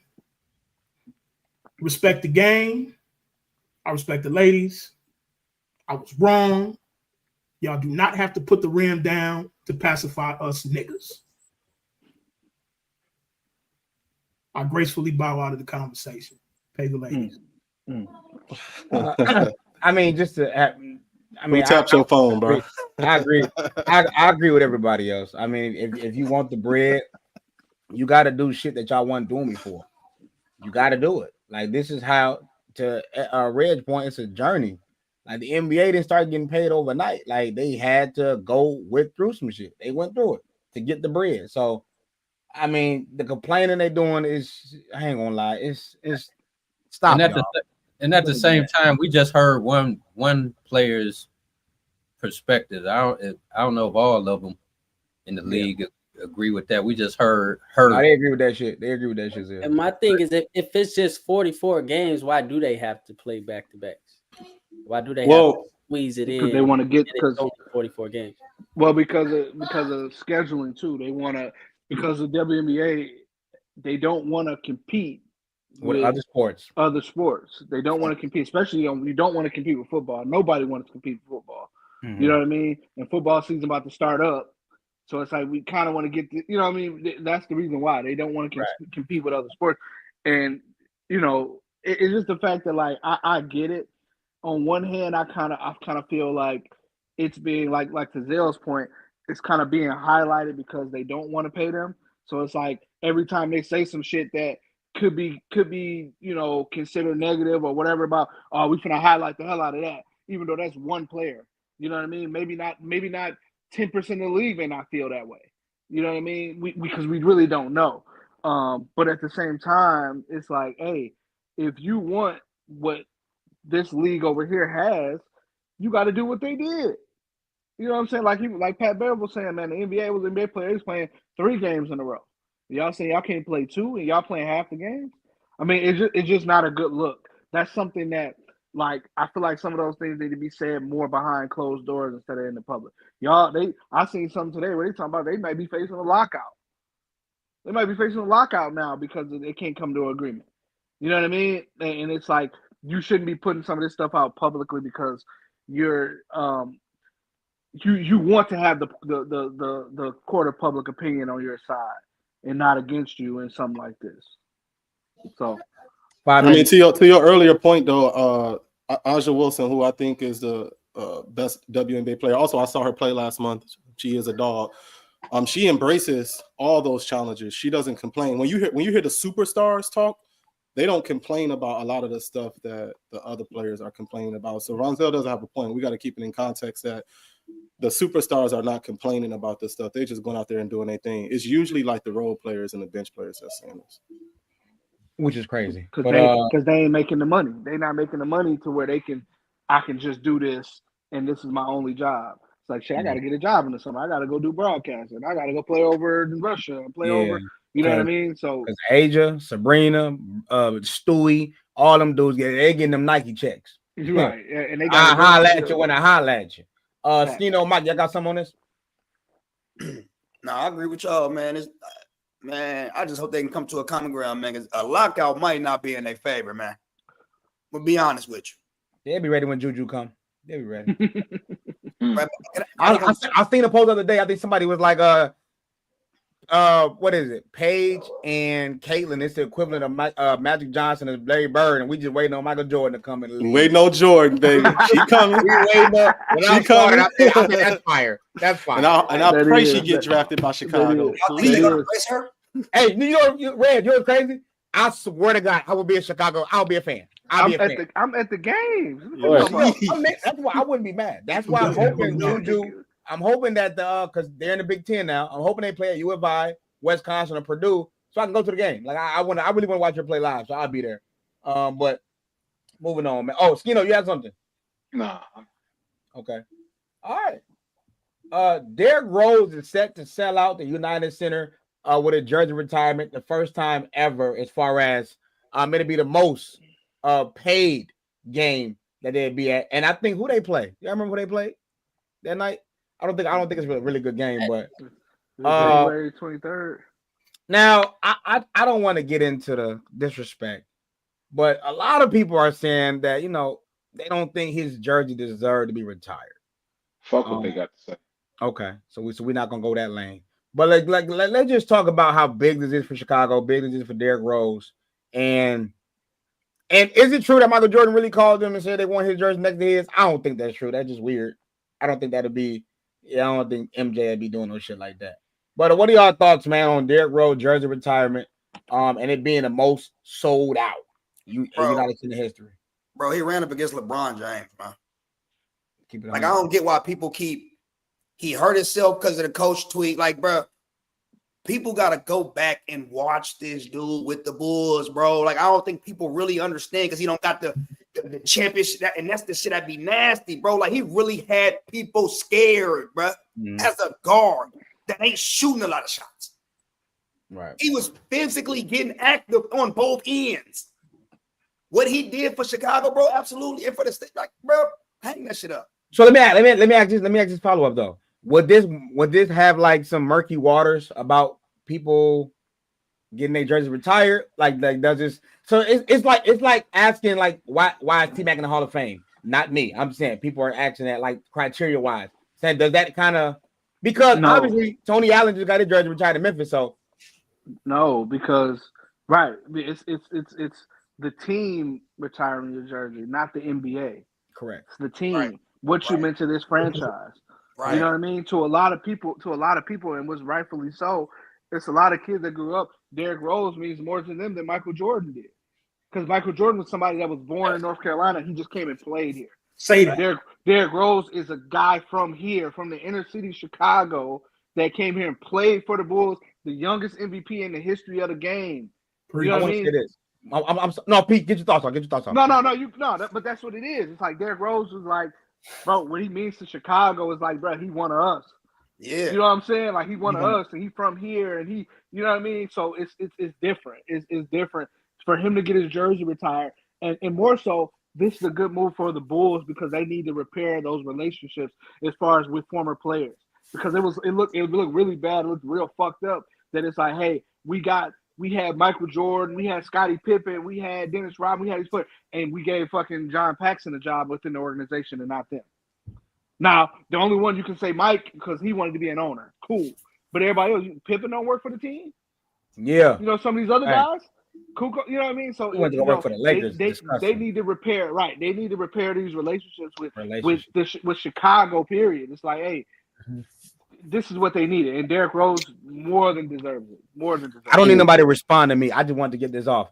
And for the older dudes that was on my Facebook that day, when G Herbo was on that YouTube thing and he said Derrick Rose means more to Chicago than Michael Jordan, and y'all argued me like y'all couldn't comprehend what the kid was saying. And then the fact that y'all kept saying it's because G Herbo young, he's saying that. Are y'all dumb? Do y'all understand that not everybody in Chicago is basketball fans, bro? Like, bro, this dude is the epitome of us. The man said he slept with roaches, bro. Michael Jordan he is one of the greatest of all time, if not the greatest. He didn't endure what we did. He's 6'6", first of all. Let's talk about that. He's 6'6". Plus, Michael was born in Brooklyn. 5'10", 5'11". I came from a two-parent middle-class family. He didn't come from the hood. Mike was born in Brooklyn. Rose was born in the Shire. He's from the crib. Come on, bro. This dude D Rose was really saying he was going to the court to battle dudes 1v1 for money to get groceries on the table. Do y'all not understand what we saying when he mean more to Chicago? Like, oh man, that day pissed me off. But let's get back to the conversation. Go ahead, man. I think D Rose. So I feel like D Rose brought everybody back. The old head fans. He had everybody believing that Chicago would bring us another championship. I feel like that's the only other time ever in the Bulls history that we thought we were going to win a championship. And from that perspective, like you say, and what he brought, like, I think people forget how much of a frenzy, like, just Illinois, like the city was in when D Rose was really pumping. Like, his shoes was everywhere. His brand was everywhere. Like, D Rose was just, you know what I'm saying? It was different. And like you say, he's not getting retired by the NBA. He's getting retired by, you know what I'm saying, the Chicago Bulls and what he meant to that city. And like I said, we lived it. You know what I mean? We was right in the middle of it. And it was a frenzy. It was crazy. It's well deserved. And also I want to show how D Rose found out. I forgot to show the video. My fault, y'all. Here you go. But I'm telling you right now, next year, when we retire your number in that Raptors, it's going to be more about you than the fans. So. Wow. So that's why you So I'm just telling you, nobody's wearing that number 1 jersey again unless PJ is a Bull. Then he's wearing that number 1 jersey, all right? Is that fair? Yeah. We really, I mean, Derrick, we love you. We appreciate everything you've done for Chicago, and you're a special person. And thanks, Mike.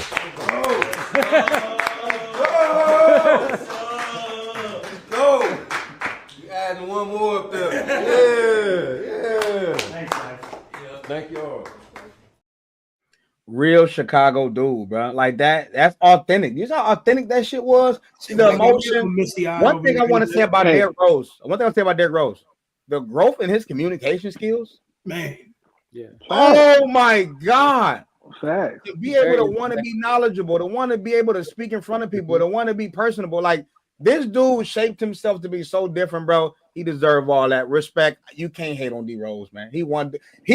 If you don't like him, I feel like you don't like yourself. Yeah. You weren't raised right. I'll say that. You weren't raised right. Bro didn't cheat the game, fam. Not no level. He didn't cheat life, bro. Think about it. He didn't even cheat life, bro. Rose know the and it's crazy. You look for somebody. You look for something. You always try to look for something to pick on, but it's like with him, you can't. You can't. D Rose, he was real, man. He came from the gutter, bro. Gotta respect that. Skino, D Rose, Jersey Retirement. He deserves every flower, every rose he is being given. No pun intended. You feel what I'm saying? It's, bruh. Derrick Rose brought me back home. I wasn't a Chicago fan like that, and obviously I don't hate Chicago, but I wasn't locked in on the Bulls like that. When Rose got drafted, of course we knew he was going to be drafted. When that shit happened, bro, I felt like Jordan was back. I was watching the Bulls as if Jordan was who. Facts. I'm gonna be honest with you. Like I watched too. Real shit, bro. It's like one of your cousins, mate. That's what it felt like. It's somebody you knew. We all watched his growth. We watched him at Simeon because I definitely watched the Simeon games. When we knew when he went to Memphis, we locked in on the Memphis games. Yeah. But this is special, bro. People don't even know. If you go back and watch our North Chicago games, Coach Coleman used to let us pick jerseys, bro. I told him straight up, we're getting the Memphis jerseys, bro. Yep, he did. 2010, we had the white and red jerseys with the stripe, the strip that go down, bro. We wasn't. It was Rose and nothing, bro. I gotta find them joints. It was Rose, bro. Let me ask y'all something, AJ, Mike. I was gonna say you for last, man. Go ahead, King. Well, you know who they playing on January 26th, right? It ain't the Lakers. Don't play with me. You know who they playing, so it's like what y'all want to do. It ain't the Lakers. It ain't. No, it's January 24th. No, it's not. Oh, it's the 24th. I thought it was the 26th. No, boy. Red, you old. My bad. I thought it was the 26th. My bad. We was outside. We still can get outside. What's up? I thought it was the 26th. It is at Chicago, Hey, so you watch my boys beat your boys live. Oh, I mean, but the 24th they play the Celtics, so you can do that too. Okay. That ain't bad. But your boy ain't gonna be playing, man. Damn. But the league finna look so weird, man. The East finna look nasty. Hey, Reg, we got too many waivers, bro. Let's get through the Bears first, and then we'll get there. Well, you still owe me one, so meet me that Sunday. Whoa! I don't owe you one yet, brother. We still got to get there. You see how you just set up in this chair? My bad, that's Mike. That's me. You see how you set up in that chair? But hold on, Joe. Hold on. We gotta make some type of.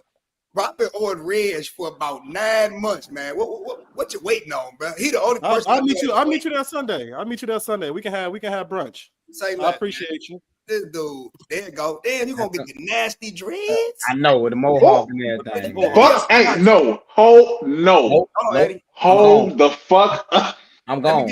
I'm gone. No, no, I gotta do it. So switching to no, Saturday, I ain't gonna do it. Zell, Derrick Rose Jersey Retirement deserved. He lit. No, I think it's dope. Oh my god. I think it's dope. Like everybody said, he came through Chicago. We watched him grow up, pretty much.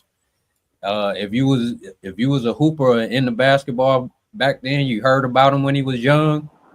You seen them highlights of them dunks that he was doing at Simeon. So I think it's deserved. I think Reindorf is hella cheap, but I think this one he got right. You know, you gotta do it. Had to do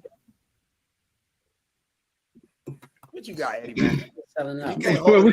Where was you on, man? Yourself, man? What you got, Eddie? Go ahead. It's your world, man. I didn't want to. The dreads wasn't what stood out to me. Oh. That little motherfucker he had in the top of his shit. Oh man, Joe. I'm gonna spare my boy though. I ain't gonna do nothing. I ain't gonna go too far. I'm gonna put top his up so I can distract y'all. I ain't gonna do it. Did everybody get to speak on the D-Rose situation? Yeah, man. All love, man. You like I said, if you don't like D-Rose, something wrong with you. You wasn't raised right. You ain't have enough love in your life. But here we is, y'all. NBA, the top NBA non-dunk plays picked by the panel. Again, don't be in the chat talking crazy, man. We're gonna go ahead and kick it out. What's the chat saying? Can you see it? Did you read them? Ain't much kicking. Everybody chilling. Ain't much kicking. Wait. Hold on. Am I lying? I think I'm lying. You good. Ain't nobody doing nothing. Hold on. He started studying himself. X. The Marshall versus Simeon games was crazy. Pat versus Derrick was crazy. Man, the Heat Bulls Celtics matchups was legendary. D-Rose was a mini LeBron James. I used to say the same thing. Give and take. Gary, I'm gonna cry when they retire D-Rose jersey. You a real one. I ain't mad at that. But let's go ahead and get into it right now. Let's go ahead and get to it. And then too, when y'all watch it, I want y'all to try to guess who video was whose. Just trying to. So don't take all day. Just be like, I think his was. You know what I mean? So let's try to move it along. All right, here we go. Magic Johnson. That's rebounding. To Cooper. And look at the speed. He saw Robertson ready to get the timing to go up to the block. He saw knew the Last from the very beginning. Fell asleep there. Brown gives it up. B.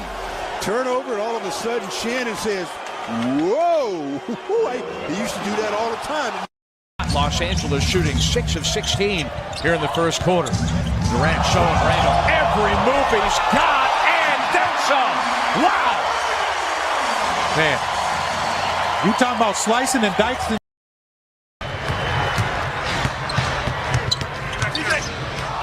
Curry inline shakes Paul out of his boots and hits a fallaway jump shot. You want to see a dribble move? Watch this one. Double behind your back, knock it down. On this well, or did you think it was certain to work? I thought it was going to be hard. Oh, he stared at Wesley Johnson, and then he hits a three. Wow. To expand the rosters to the All-Star team. I don't agree with that. I just think we need to do a better job and be consistent with the thought process for selecting people. Oh, that's a sweet move from Kyrie.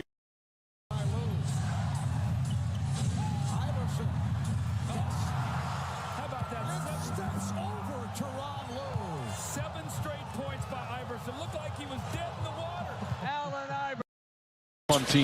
Fun team.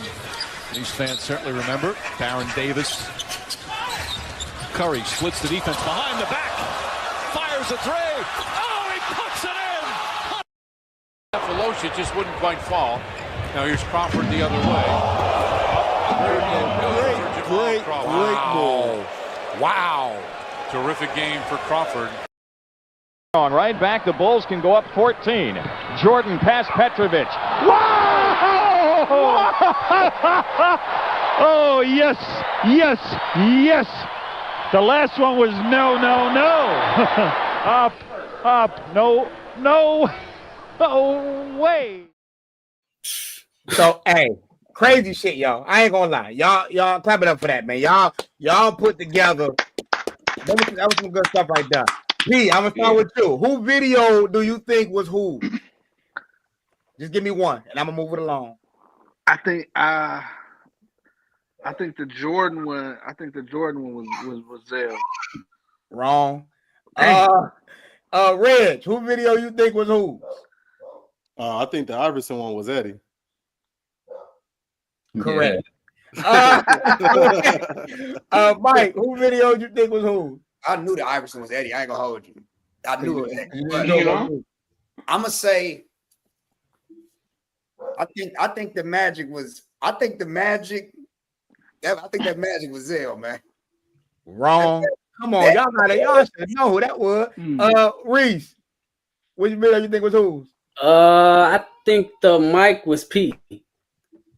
Wrong. Hugh Hefner, who video you think was whose? I think the Steph Curry joint when he who was that against Memphis? When he that was against the Clippers. No, the other one. Yeah, I think that was Memphis. The other one, I think it was against Memphis. I think that was Mike. Yep. That was Mike and Zell. Zell, which video you think was whose? I think P had the Magic. Wrong. Skino, which video you think whose is whose? Well, for one, I already know who had the Magic, but I'm gonna give you another one. Appreciate you on that. I think Mike had the Kyrie against the Celtics. Wrong. P had the Kyrie. Oh, that's crazy. Mike had Zell as well had the behind the back on Steph. Mouse had the block. Reg had the KD joint. That was nasty. Man. That's how I'm coming on 26. I'm letting y'all know that's how I'm coming on 26. There go right there. I should have known he had that shit. I should have known. Now, if anybody know me, for real, not on no podcast and no trolling air, y'all AJ know had Mike. That Mike Jordan was me. When I tell y'all that, Pop, shout out to you. That was probably one of the first video documentaries he sat me down and watched when I was 5. But when I saw this it was so graceful. It was so graceful, man. And I tried to do shit like that in the game. I ain't really, it didn't look like it. But I tried it. You feel me? So Still had that behind the back too.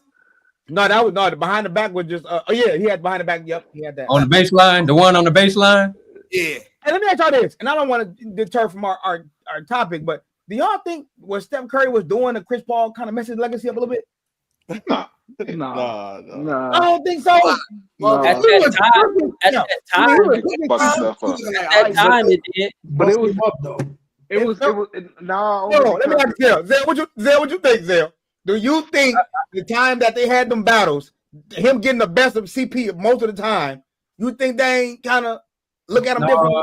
I don't think we look at him differently, but I thought it messed up them Clipper teams though. Them Clipper teams that was supposed to do something around that time because they was supposed to be next up. Yeah. And Golden State just came through with some Tim's on. Kicking shit. Right. Couldn't beat him. Yeah.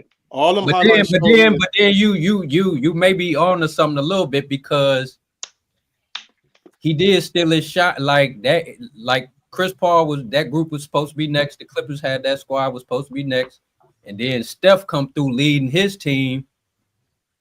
You got to remember the Clippers was next up. They beat them the prior year. They put them out the playoffs. The Clippers beat the Warriors. And then, I want to say the Warriors probably lost to San Antonio the next year, but they came back ready to go. And it kind of took away from what the Clippers was doing. The Clippers was loaded, bro. Loaded. Barnes, Jamal Crawford, CP3, Bledsoe, Jordan. You can say Austin Rivers, he was a solid player. But they had a team. JJ Redick, like they had a team, and you feel me? Steph Curry, Clay, and Dre kind of just ruined everything for that franchise. So because of that reason, it made them games personal between Paul and Steph. So if you want to say it in that matter, it made them games a little bit more personal. Yeah, and up until that point, I never seen nobody make Chris Paul look like that. Like that's all I was saying. That's all I was trying to get. Like, never seen that. It's like Steph has something on my boy. I made you feel like, bro. All right, Chris Paul, we see you getting old. Something like we see something. He wasn't old though. He wasn't even old. Yeah. Look at him. It's like we see. But by the way, when he came through, shot the 3, that was mine. Because he ain't have. I remember that game, Mike. That shit was crazy. Overkill, gang. He was doing Steph Curry. Steve Kerr. What is he? He had his hands up. But Pete, you wanted to kind of break down why you picked that move. Was there a reason why you picked the Kyrie joint?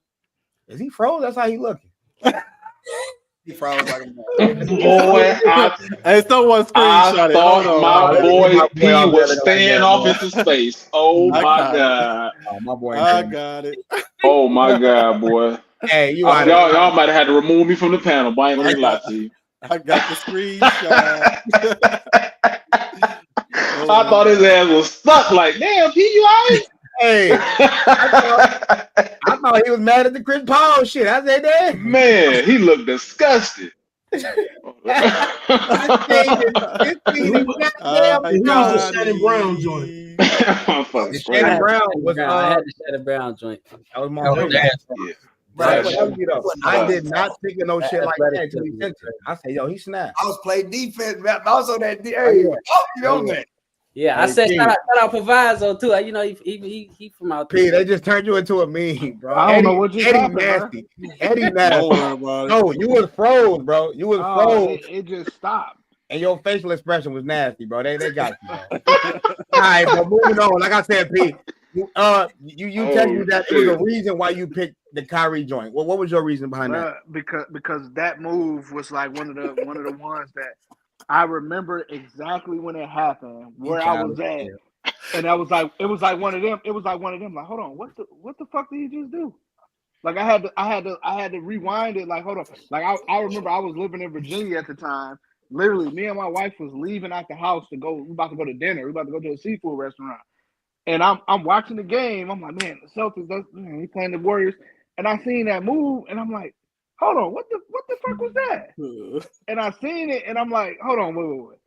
Oh, wait, I gotta rewind that. Like, what did he just do? And I had never, like, all those other moves. Oh wow, all those other moves. I had seen before. You kind of seen variation. That move that Kyrie Irving did is like that was something that like I had never seen before. I had never seen somebody do that. Like a hesitation on a spin move at the same time, like.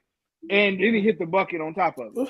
It was just like, to me, like, and it was underrated because it was like, bro, that was a Saturday night. And you know what I'm saying? Oh, man. It was a Saturday night game. It was the middle of the second quarter. Like, it was a lot. Nah, that boy, I ain't gonna lie, P, to your point, he showed levels, man. Just know, if you post it, I am gonna retaliate. Just know. That's why he laughing. So I know he laughed. I know. Hey, just know I am going to retaliate. Don't worry about it. All right, man. Getting on to the last segment of the night, man. If y'all didn't remember, y'all, this is our last podcast of season 2. We'll be back in October. Mouse ain't too happy with that. Understandable though. My boy want to talk his football shit, but you know, we can always use Simpson Elite podcast to jump down and talk some whenever we can. So that works out. Simpson Elite always works out. That's the back burner. Rank these scenarios, man. Let's go ahead. Let's get to it. We ain't even going. Hold on. What's the last thing? It's getting posted. The internet undefeated. Yeah. I ain't gonna hold you, man. They out of pocket. We're gonna start with music, y'all. One group and everything they ever did gotta die. Cash Money, Bad Boy, Death Row, or Rockefeller. Starting with Reg. Which one gotta go? Death Row. Okay, that was easy. Mike, which one gotta go? I agree with Red, man. P. Cash Money gotta go. Right. What the fuck is y'all? Oh my man. Hey, y'all. You Hefner. Yeah, y'all got Death Row fucked. All of it. Said Diddy, bro. I'm about to say God. Yeah, I would have to say you cut Bad Boy, you cut Biggie, cut Cash Money, you cut Wayne, cut Death Row, you cut Pac, cut Rockefeller, you cut Jay. Pick the shit. Can you come back to me? P, get the F out of here. All right, Zell. I know you ready. Hey, I'm with P. I'm with P. I'm a Death Row advocate. Early Death Row advocate. So when you're talking, when you're saying Cash Money, you're saying Wayne. Everybody in the group, right? But you're saying Wayne essentially. When you're talking about Death Row, you're talking about Pac, you're talking about Snoop, you're talking about Dad, you're talking about, you know what I'm saying? It wasn't just so like come on, man. Like I know we love Wayne and this and that, but come on, man. I'm gonna cut myself. I'm talking about Juvenile. I'm talking about man. Big hey, Time. Hold on, real quick, man. I want y'all to reach out to the hotline and make sure Gary is okay. I'm cutting myself. We don't condone anybody speaking in this manner. I know what he's saying, but that looks crazy on here. That's all I'm gonna say. Call the hotline. You know what? I will say this though, to the Death Row thing. We don't lose Pac because we had Pac before Death Row. So we would lose Snoop because we had Dre before Death Row. So you on to something. I think, can I do without Daz and Corrupt? Can you do without Dr. Dre? No, but no, Dr. Dre, no, we had Dre first. We had Dre before Death Row. We had NWA Dre. So we don't lose Dre.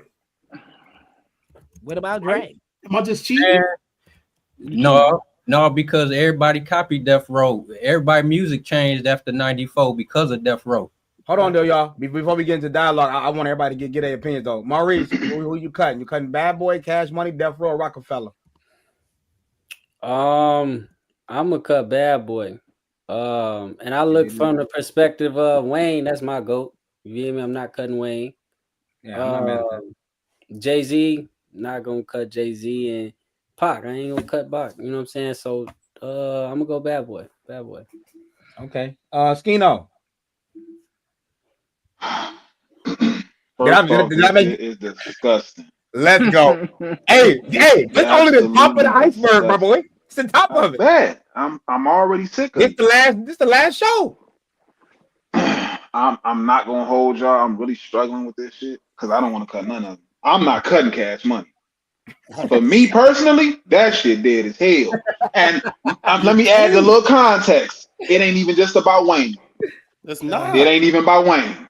It's I ain't cutting Cash Money. Oh fuck. Bad Boy ruined rap. All that shiny singing. All that. Like I said, I don't want to cut any, but I gotta cut somebody. I gotta go Bad Boy. Come on, man.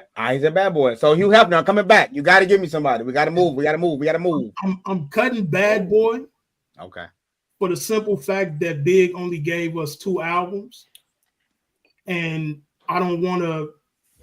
Nah, fuck that. I'm cutting Cash. It's tough. It's tough, bro. I don't give a fuck about No Limit. OVO. I prefer No Limit over Cash Money, though. Not No Limit. I mean, that just kind of speaks to look at P Face. I was more of a Master P fan anyway. Yeah, that just kind of speaks to where we at though, because think about it. You said Wayne is his GOAT, right? So there's no way that you're gonna let Wayne and there's guys like me who I can do without him. Hey, Meek Mill is my GOAT, and I told Diddy I ain't walking for no cheesecake. You understand where I'm coming from? So I'm cutting Bad Boy, so I don't care about none of that. To Maureen's point, Wayne ain't going nowhere. I grew up off it. Ain't going nowhere. Moving along. Bad Boy had Mace too, man. Y'all forgetting that Mace at 22 had. Listen, it's a that look, bruh. No matter how you slice it, the shit was nasty, bro. You had to choose somebody to unfortunately. We gotta move on. You can only keep 2 of these albums. Uh-oh. Oh, that's easy. Come on. You motherfucker. You can only keep 2. So I thought it off because listen, I know Gary's finna be happy about this one. I'm keeping the Drake and I'm keeping 50. That's just for me. That's for me. I'm not listening now. I'm not saying who's better. I'm talking about for me and what I endure and what I listen to at the time. Those 2 for me. Now I'm starting with Skino. Why? God damn it. Why? You can only keep 2. Damn, hey, I'm trying to this make is nasty, man. I appreciate you. This is an easy one for me too. I ain't gonna lie to you. Facts. I'm gonna go. I'm sick of his shit. I'm gonna go late registration and damn. You going where? Late registration and damn. Okay. Reese. I'm gonna agree with you, AJ. I'm gonna go 50 and Drake. That Take Care was great. It was that was the Drake I really listened to. That Take Care was like that. He took care of us for sure with that joint. I ain't gonna hold you. Zale. I'm going with this is all preference, but I like that late registration, one of my favorite Kanye albums. And then I'm going with Common because that's my favorite Common album. I knew that. Okay. Hugh Hefner. Actually, it's a lot easier for me than you might think. I'm with Zell on the Kanye album. As long as I made Skino mad, I'm good. Yeah, I'm with Zell on the Kanye album. I'm about to tell on myself. I've never heard that J. Cole album in its entirety. In entirety. Okay. I thought you were saying I've never heard it in its entirety. I give albums a straight play through. I never gave that play through.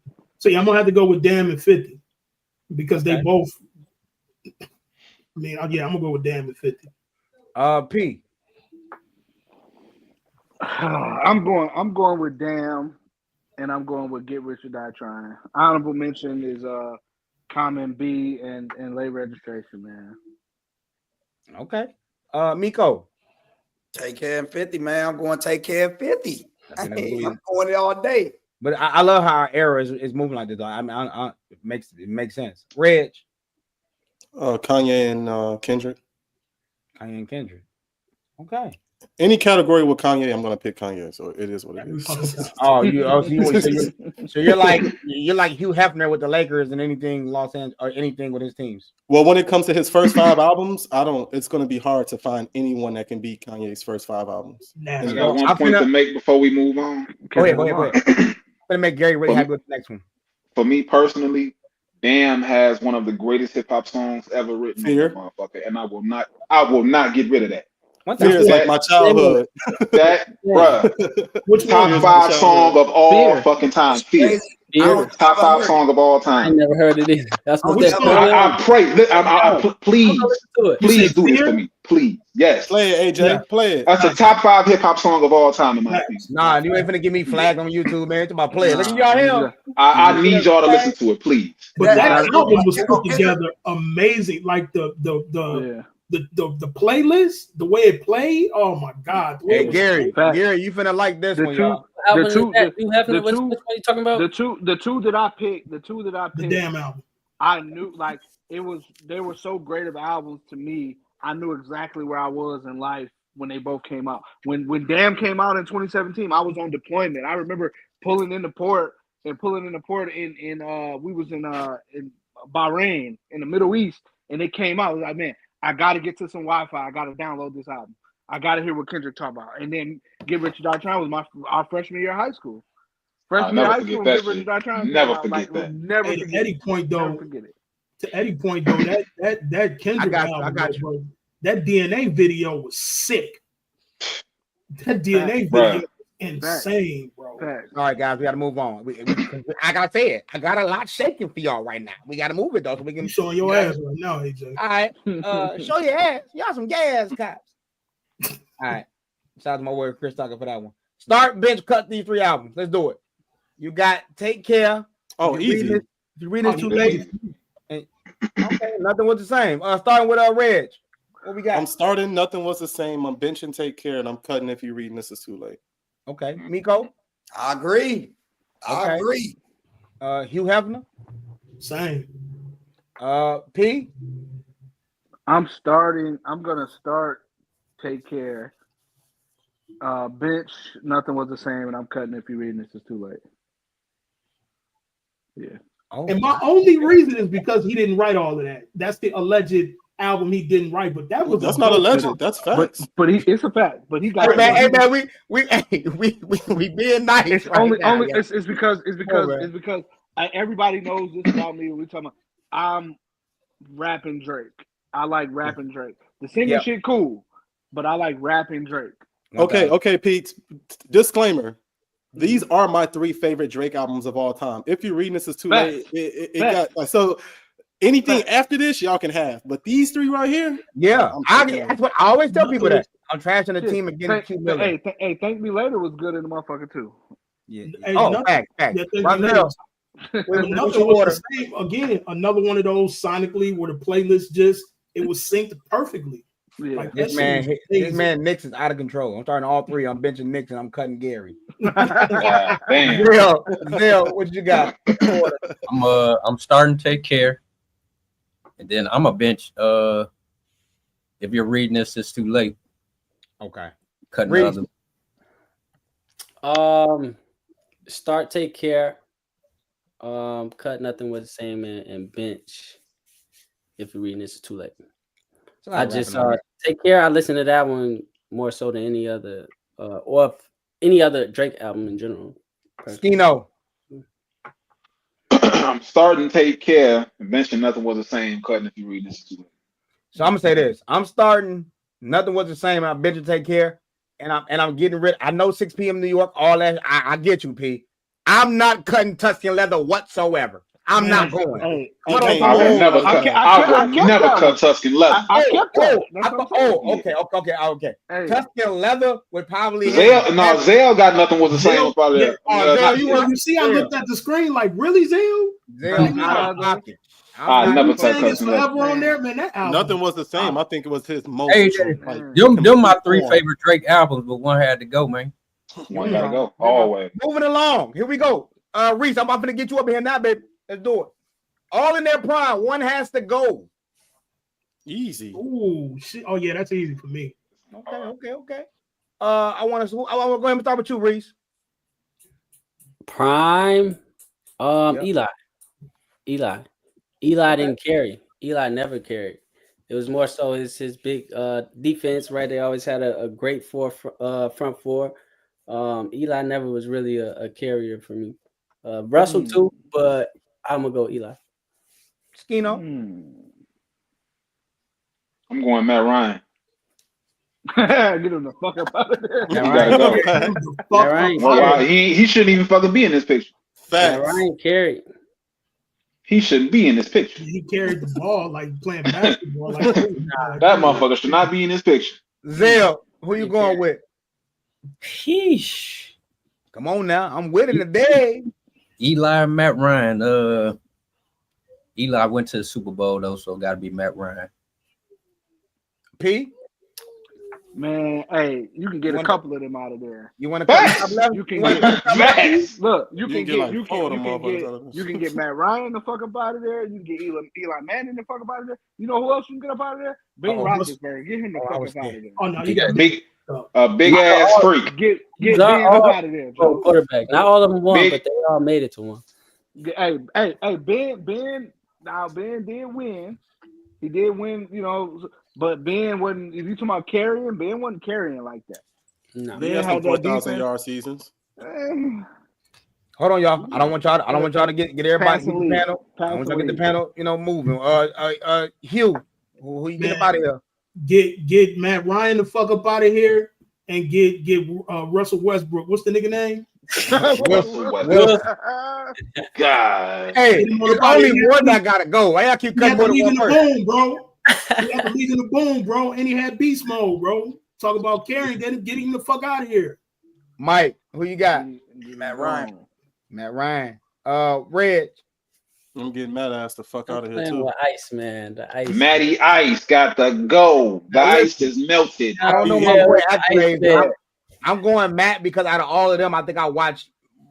I mean, I ain't gonna lie. I probably watched Tom and probably Cam the most when I was watching the NFL. So that's why I'm gonna just get Matt out there. I never really watched his game. So off of that, my reason. It's in their prime. It's in their prime. In their prime, I feel like Eli is probably the least talented quarterback. Talented, yeah. For sure. I'll take back what I said about Ben Roethlisberger. Even if you pull up their best seasons, Eli would probably have the least. You right about that. It's just that I saw Matt Ryan up 24 points. Hold on, Mike. We finna cut up. Mike, make sure you get back. We finna cut up right now. We finna cut up. That's all that need to be said. I ain't never seen you do that. Shout out to Wrestle Faith. Hello, how you doing? Start bench cut. LeBron James, Michael Jordan, Kobe Bryant. We gonna get to it. We gonna get to it. No, I ain't petty. Hey, wait, who left? Y'all all leaving? Hey, y'all. Hey. Hey. Oh man. Shout out Carolina. We in the building. Yo, jumping off the street, bro. I want to see everybody's face. We know who the players are. We ain't gotta look at it no more. Yo, Mike. Yo, what y'all doing, bro? You are absolutely fucking disgusting. I really want to leave. Eddie, I really want to leave. Eddie, we not doing that. I told you. I wanna. Yo, what are they doing, bro? Hey, this Thank you, Woods. This easy. I'll go first. All right, go ahead, Pete. Go ahead. We're gonna start Michael Jeffrey. Okay. We're gonna bench Kobe Dean, and we're gonna cut LeBron, Raymond James. I'm sorry. Fine. That's fine. Rondell, you next. I don't even need explanation. No question. Same as P. No question. Okay. Reese. Start Jordan. I'm benching LeBron and I'm cutting Kobe. Because if I got Jordan, what do I need a Kobe for? If I'm talking about a team, right? If I got Jordan, I don't need a Kobe. So okay. I want a completely different player, which is LeBron. So Skino, it is on you, my brother. I'm gonna tell you what I really want to do. I want to just tear up everything up in this motherfucker right now. Don't do that, bro. Don't do that. You get to slapping shit all over the place. That's what I really want to do. You got to get that renting shores, man. You can't be doing all that, man. Come on, starting Mike. I'm benching Brian. I'm cutting Kobe. All right. Hey, Hugh Hefner finna set this mug up. Let's go. Fucking Hugh, AJ. It's Purple King. You better believe it, nigga. I'm starting Bean. Respect his gangster. I'm starting Bean. Okay, I'm benching King. Yeah. And sometimes I dream that he can get the fuck up out of here. I'm cutting Michael Jeffrey Jordan. I'm cutting Michael Jeffrey Jordan. You know the song, though. Mike, where you at, Mike? What you doing? Bean Jenkins Johnson the fourth, nigga. I'm cutting Mike. Oh man. Reg. Somebody flag his page, man. Nah, we ain't not flag his page. He a nut. He crazy. He said he dizzy. Yeah, my this is Mike, hold on. Mike, you need to see the picture? All right, here you go.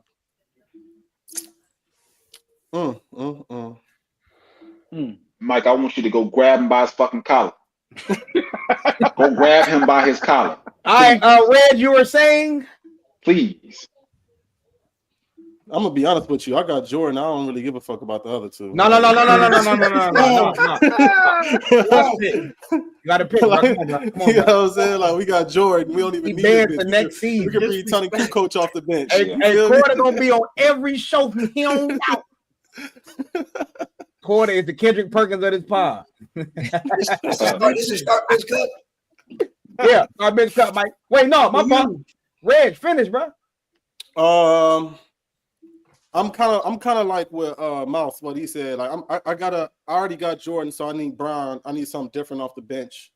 I need somebody to get the team involved and play a role. Brown is more likely to play a role than Kobe, so I'm a bench Brown and cut Kobe. But I don't think they better though. Disclaimer. Miko, I know. Is he froze? I'm about to say he's freezing, bro. Once again, we here again with another Mike. Starting the hell out, Mike, man. Twice. I'm starting Mike twice. All right. I don't give a damn about getting nobody involved right now. That's what I'm saying, bro. You got Mike. No, I'm cutting Brown. Hey, when Mike go sit down, Mike coming in. You niggas dead twice, and they can guard.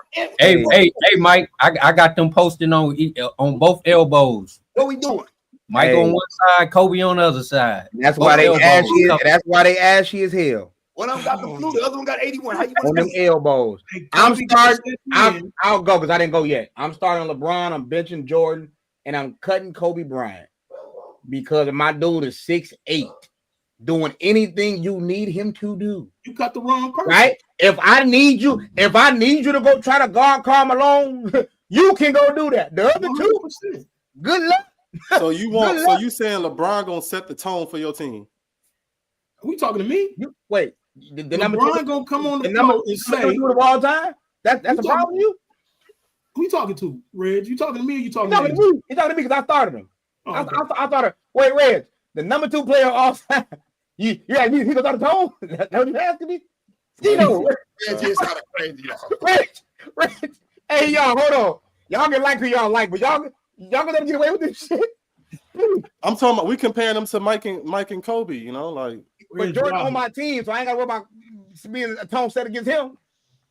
I gotta go against Wilkins, baby. Mr. Consistency. Cook food. LeBron gonna step on the stage and say, in the words of Arsenal, once again, I'm here in another nigga state, on another nigga floor, with another nigga face, and he's gonna do exactly what he always do. So it don't matter if Bean coming off the bench or Mikey coming off the bench. I'm bringing Bean off the bench. You know why? Because Mikey gonna be somewhere selling shoes, checking a bag anyway. Fuck Mikey. You know what Mikey gonna do? He gonna go play 18 holes of golf and then come out and drop 45 on you. Not on these new boys, he ain't. We don't need him. Not on these young boys, he ain't. He couldn't pull that shit now. And that's too weird. He couldn't pull that shit. No, you talking about some of the most conditioned athletes of our time now, bro? Who's gonna guard Mike? Y'all crazy. It don't matter. Shooting guards in today's league. Be able to it don't matter. Smoke cigars and drink cognac, and then go play fucking LeBron James the next day. It don't matter. You still going for this pump fake.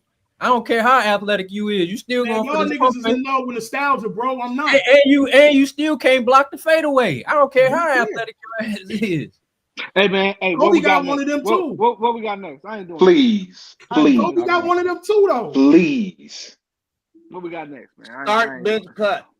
Joe Montana, my boy Tom Brady, and Eli. Oh, come on, man. Hey man. Oh yeah, P. Go ahead, P. We're literally starting Joe Montana. Come on, man. We benching Tom Brady. Eli is not in the practice. No, that's Peyton. Oh, Peyton Manning? Oh, that's Peyton Manning. Oh, my fault. I didn't even look at the picture. It's shit. Peyton. Hold my on. bad. Why you let me say Eli then, bro? I know you're not gonna start Montana and Peyton right now. Hold on. Let him cook, Reese. Let him cook. That's why I did it. Hey, I'm meant to make everybody mad. It's for everybody. Look how that motherfucker over there rocking back and forth. I'm starting Peyton Manning because I don't think, as far as talent wise, as far as arms throwing the ball, and as far as the genius of the quarterback position, I don't think nobody did it like Peyton Manning. So I'm starting Peyton Manning. Period. And I'm going shit. And you know what? Just being honest and just being real, I'm gonna go Brady, only because Joe Montana always had a Jerry Rice. That's like a security blanket. You got the fucking arguably the greatest receiver of all time your whole career. I gotta kind of knock you for that. And Brady won without that. And then when he got that, the motherfucker went undefeated, but they lost in the Super Bowl. But that's you changing opinions. Hold on, I don't need I'm nobody. not changing opinions. I'm not changing opinions. No. I'm saying I don't want the panel to hear this. I want them to pick they person. I want them to change. I'm going Peyton, Brady, and I'm cutting Montana. Okay, he got Brady in there, y'all. That's cool. Sadly. I am starting Brady, Psycho Tom. No ifs, ands, or buts about it. I'm going to bench Peyton Manning, and I'm cutting Joe Montana. Reg? I'm with Ed on this one. Maurice? Say I'm going to start. Tom, you won't want to play for nobody else.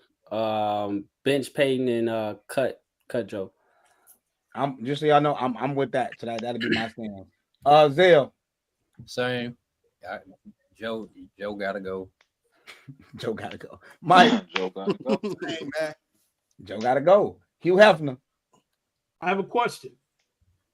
Is that Kansas City Joe Montana, or is that Joe Montana? Is this all of them in their prime? This they prime. I'm saying prime. San Francisco. All right, so yeah, give me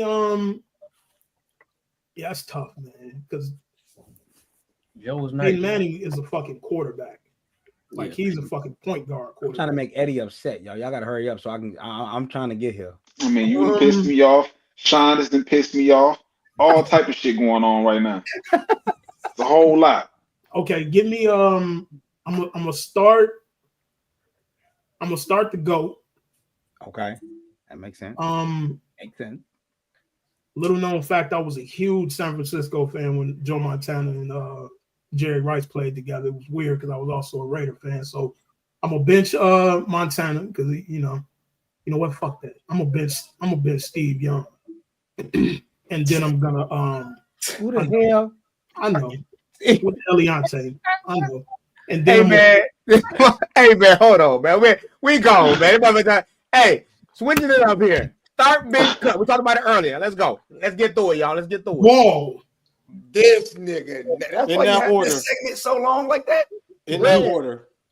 It's in order. All right, Mike. Come on, man. Come on. Let's go. What you got? I ain't gonna lie. I'll start Mike. Okay. Mike. That's universal. That's universal. I'm benching Chris. Hey, no more. Hugh What Hefner. you doing over there? Hugh Hefner. Oh, Hugh Hefner. He ain't here with us right now. Skino. I thought that motherfucker was froze. I'm sitting there. I thought he was. He ain't froze? No. That motherfucker moved right when he said my name. Look at him. Man over there playing like a mime right now. What are you on? Hey, go ahead. It's in order. It's in order. So you got Mike, Usher, Chris. That's who you got. Yeah. Maurice. I don't think there's no debate who first or who's starting. But I'm gonna flip CB over Usher for sure. Okay. Zell. I'm gonna go in the order. Mike, Usher, CB. Damn. P. Same, man. Give me Mike, Usher, and then CB, man. Just for my personal preference, man. Hugh Hefner. Is you with us now? Are you with us? You're not going. You muted. What you do you muted? You muted. I'm not. It just depends on the mood I'm in. So I'm starting Usher with an R. That's just because I want to listen to Usher more than I want to listen to Mike. But I'm gonna bench Mike and I'm cutting Chris. But I'm gonna start Usher because I pull more Usher albums than I pull Mike. Because I'm gonna go listen to. I personally think Off the Wall was better than Thriller. But again, a lot of people do. Oh yeah, it's just a perspective thing. I mean, it's not right. It's neither here nor there. So yeah, that's my layout. Only because it can flip on any day.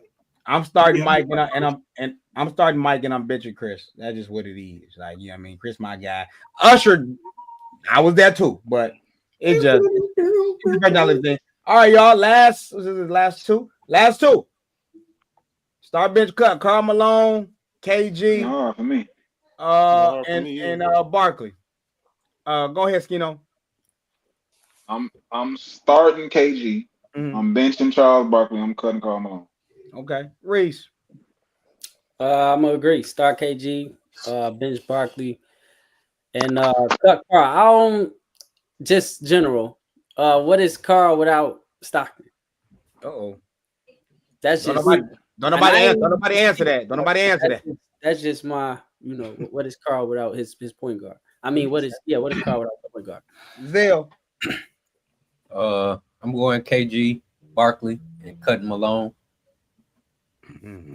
P. He's gonna start Karl. Go ahead, P. About to start Karl. No. I think I'm gonna start Charles Barkley. Okay. Start Charles Barkley, bench KG, and cut Karl Malone. Okay. Hugh Hefner. I would never play Karl Malone on any team that I have, whether it's Little League, high school, college, Big Three, fucking Drew League, Rucker Park. Fuck him, respectfully. So yeah, I'm gonna start the homie, and then I'm gonna bench Barkley, and I don't even know dude in the white with the jazz shit on his. Pop said he got a problem with the name Mike. It's tough. Okay, Mike, who you got? I'm gonna be consistent all the time. I'm going KG, Barkley. Malone got to roll, man. All right, Reg. I'm with Mike. So I'm with everybody else. KG, the big ticket. He gonna take us to the promised land. Sir Charles, and Malone, get that kinky boy up out of here. Get that freaky man. I'm with y'all. Sir Charles. Last one of the night. We at the bottom of the ninth, y'all. Again, y'all, this is the last episode of the season, episode 24. We've been doing our thing. Dunking edition. Best dunker. All right. Now let's rank them. Let's not rank them. Let's start bench cut. All right. Dominique Jordan, Vince Carter. Woo-hoo. This how we gonna end. This ain't hard. That's fine, but this how we gonna end. I knew it would be hard for Zell though. I would say hard, but this will make him be like, come on, I gotta cut somebody. This is what I wanted. I wanted to get everybody at least once, bro. So I appreciate this. I appreciate it. It's a really good one though. Okay, really. I appreciate that. Let's start with Hugh Hefner. Because I feel like I know where you're gonna go. Because I think Dominique kind of won that. You know what? I ain't gonna even go there. G, did Mike do something to you, bro? Hold on, Reg. Hold on. Chill out, Reg. Chill out, Reg. I ain't saying nothing yet, bro. Call me out, Debo.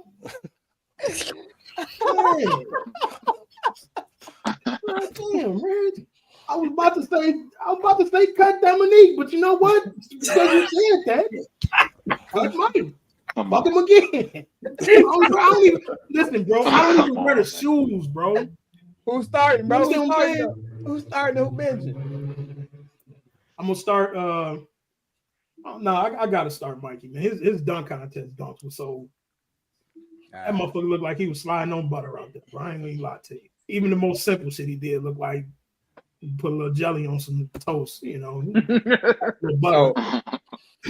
You know what I'm saying? So yeah, I'm gonna cut Dominique. Fuck that, Pops. man.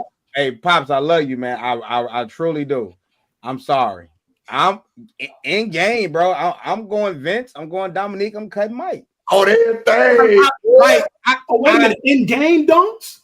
Well, I mean, that's different. How else they gonna dunk? It's dunking, bro. It don't matter what side, what part of the They always dunk contest guys. It's different. It's a different because my thing is I equate creativity. Okay, we cutting Mike then. Get him the fuck out of here. In-game dunks, get Mike the fuck out of here. I seen Dominique do 13 spins in the air, come down to the switch, and come back up and dunk that bitch in the game, nigga. I'm like, what that is travel? It was like, no. Yeah.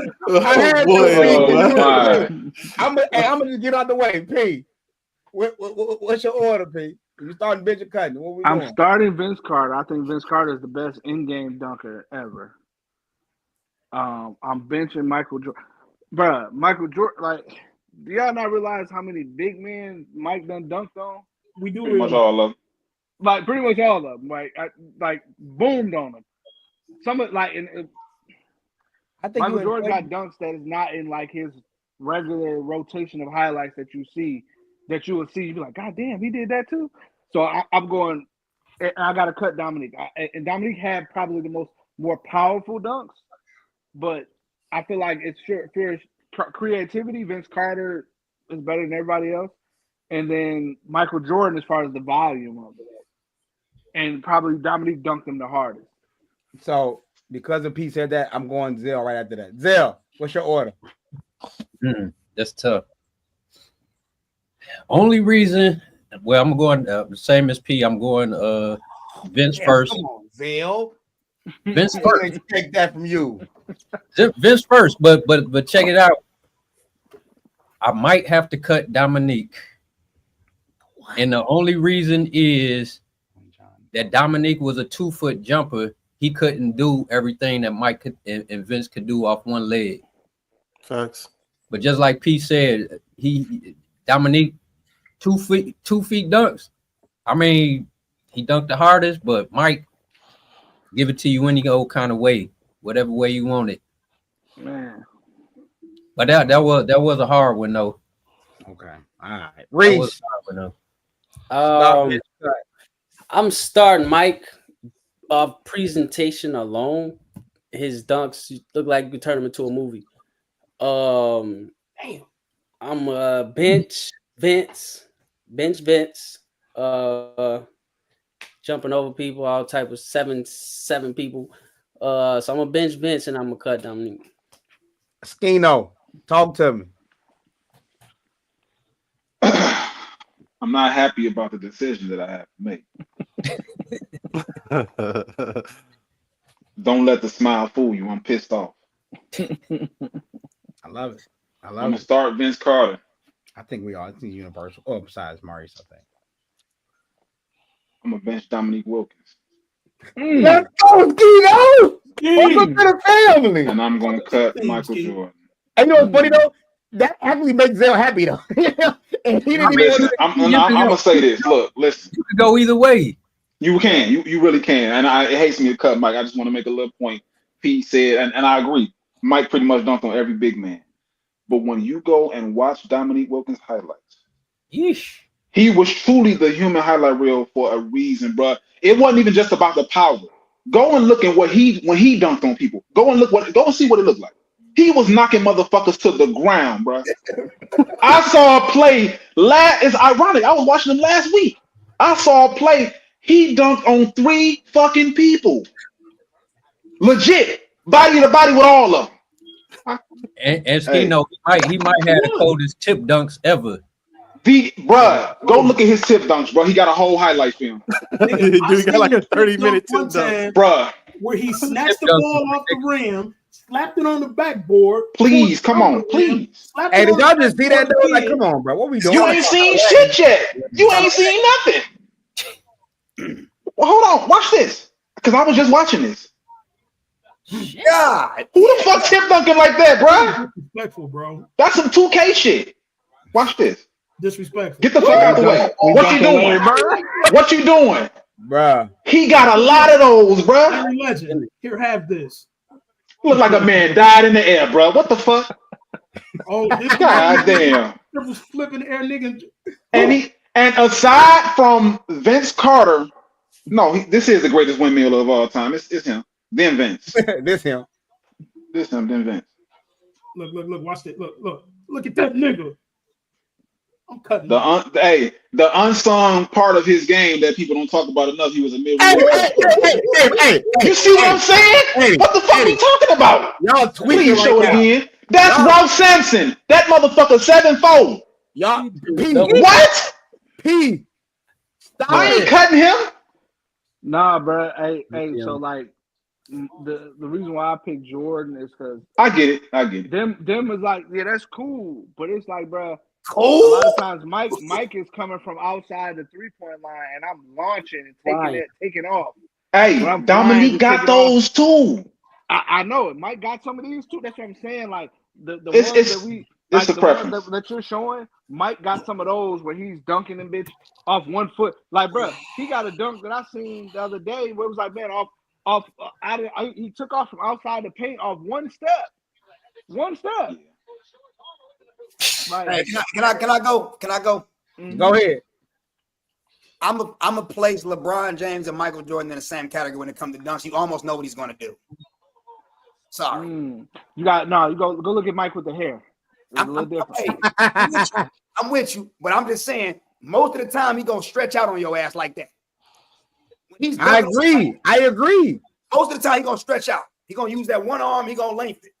I ain't said he can't do other shit. And then Jordan had more finesse than these other niggas. So these niggas was basically dunking every time. We ain't doing no finger like. Yeah. That's a very good point. My Mike. point. When I Very thought good of point. thought of dunk, everything. when I thought of dunk, I'm thinking of Jordan meeting somebody at the rim, went over him dunking. When I'm thinking of Dominique and Vince, you stepping up, I'm coming through. I'm finna bump on you. I'm going between the arm. It's like that's what I mean. Of course, Michael It's a Jordan good dunking on chance people. you gonna die. So That's one of them boys, Joe. what do you want people to die for? Right? It's a good Motherfuckers chance. dying. It's a good chance you gonna die. with one And of the them crazy boys. thing, Sean, is they dying before they even hit the ground. They in the air. No, Because the way When they I- did that boy in the Olympics. So when I said that, that's what I was saying. Yes, MJ got bodies. He got hell of them. To P point, you gonna see some shit you ain't never seen before. I'm speaking on. Think about the Ralph Sampson joint. He got a bounce pass in the lane instead of just going up and dunking it. And come on, bro. Y'all want to change our answers? Okay, Red, who you got? We're gonna finish it off. No, I got Vince, Dominique, and Mike. But the reason I say Dominique over Mike is because I felt like Dominique, that's Mike. Once he came back, he wasn't dunking as much. You know, he was giving you mid-range game. Dominique was dunking throughout his whole career, bro. Like that man was dunking. He never slowed down dunking, bro. You know, I feel like Mike, 96, 97, 98, like he dunked on you, but it was more like, I'm just going to hit you with this midi and you can't stop it. So I'm going Dominique over him. Big time, man. I'm really disappointed in Zell, though, man. But hey, man, clap it up for episode 24, man. The season finale, man. This was a really good one, man. This was a great way to give back to the community and be able to talk to my brothers and chop it. Wait. Why the fuck Red just spinning that shit? Yeah, I thought I saw it. Who saw that? I thought I saw it. What the fuck? I swear to God, I thought I saw it. It reminded me, hey, Zell, when he did that reminded me of Donnie when on the last episode of BET show when he spins around in the shit. Bruh, it reminded me of one of the I saw shows. somebody spin. Hey, Eddie, I looked at the camera. All I saw was spin. I looked back. I saw like the half part when he was coming back to the screen. I'm like, what the fuck he just do? What you were gonna say there? I know he ain't spinning that motherfucking chair, man. Offline, this Death Row and Cash Money shit ain't over, man. Hey, we can go hit for hit. That Death Row is personal to me, man. Hold on. I'm gonna let y'all do it in the bank check though. But anyways, hey y'all, we gonna be back with season 3 in October. We're gonna be revamped. We're gonna be locked in. We're gonna get more people on the panel. We got the Mike Turner. That joint gonna be fire. We still gonna figure out how we gonna maneuver that. But he hit me. He accepted. He locked in. He ready to go. We got my boy Brian Schofield. He, champion, Super Bowl. You know how we do it. So we locked in. We got some stuff cooking for y'all, man. We elite outside. What you got for us, Mike? Just so we clear before we go, I want y'all to go back and watch that Tank fight. Roach had a belt this high. Oh my God. Roach had a belt this high. I'm done though. I have to say this. Y'all know I always got a story. The little known fact. Michael Turner's, and I'm glad he gonna come on the show because y'all always say I just be talking shit. I was Mike's personal barber his rookie year for the Chargers. What he was Christmas? Is that Fat Joe? You cut hair? Is that Fat Joe? Listen. Who? Fat Joe. Listen, I'm about to really fuck y'all head up. Every haircut you've ever seen. Listen, wait, every I'm haircut over my head. I missed that. Beautifully wrapped head of mine with these amazing waves. I've been cutting my own hair since I was 11, Steve. I've been cutting my own hair since I was 11, bro. No, I'm saying, do you cut other people's hair? Sometime. All right, man. Hey, moving it along, man. Y'all I can't wait till he on the show. Reg, make sure you send that picture through the chat. I need it. We locked in, we loaded. Season 3 is on the way. Shout out to y'all, man. And we gone. Don't send that picture to the chat. What's funny? What? Everything I came for, everything I made for. Oh God. Oh God. Oh God. I'ma get everything I came for, everything I made for. Oh God. Oh God. It's what they want. Let's get it. We depended on our brothers when that rain came. To lose it all, I stood tall and remained sane.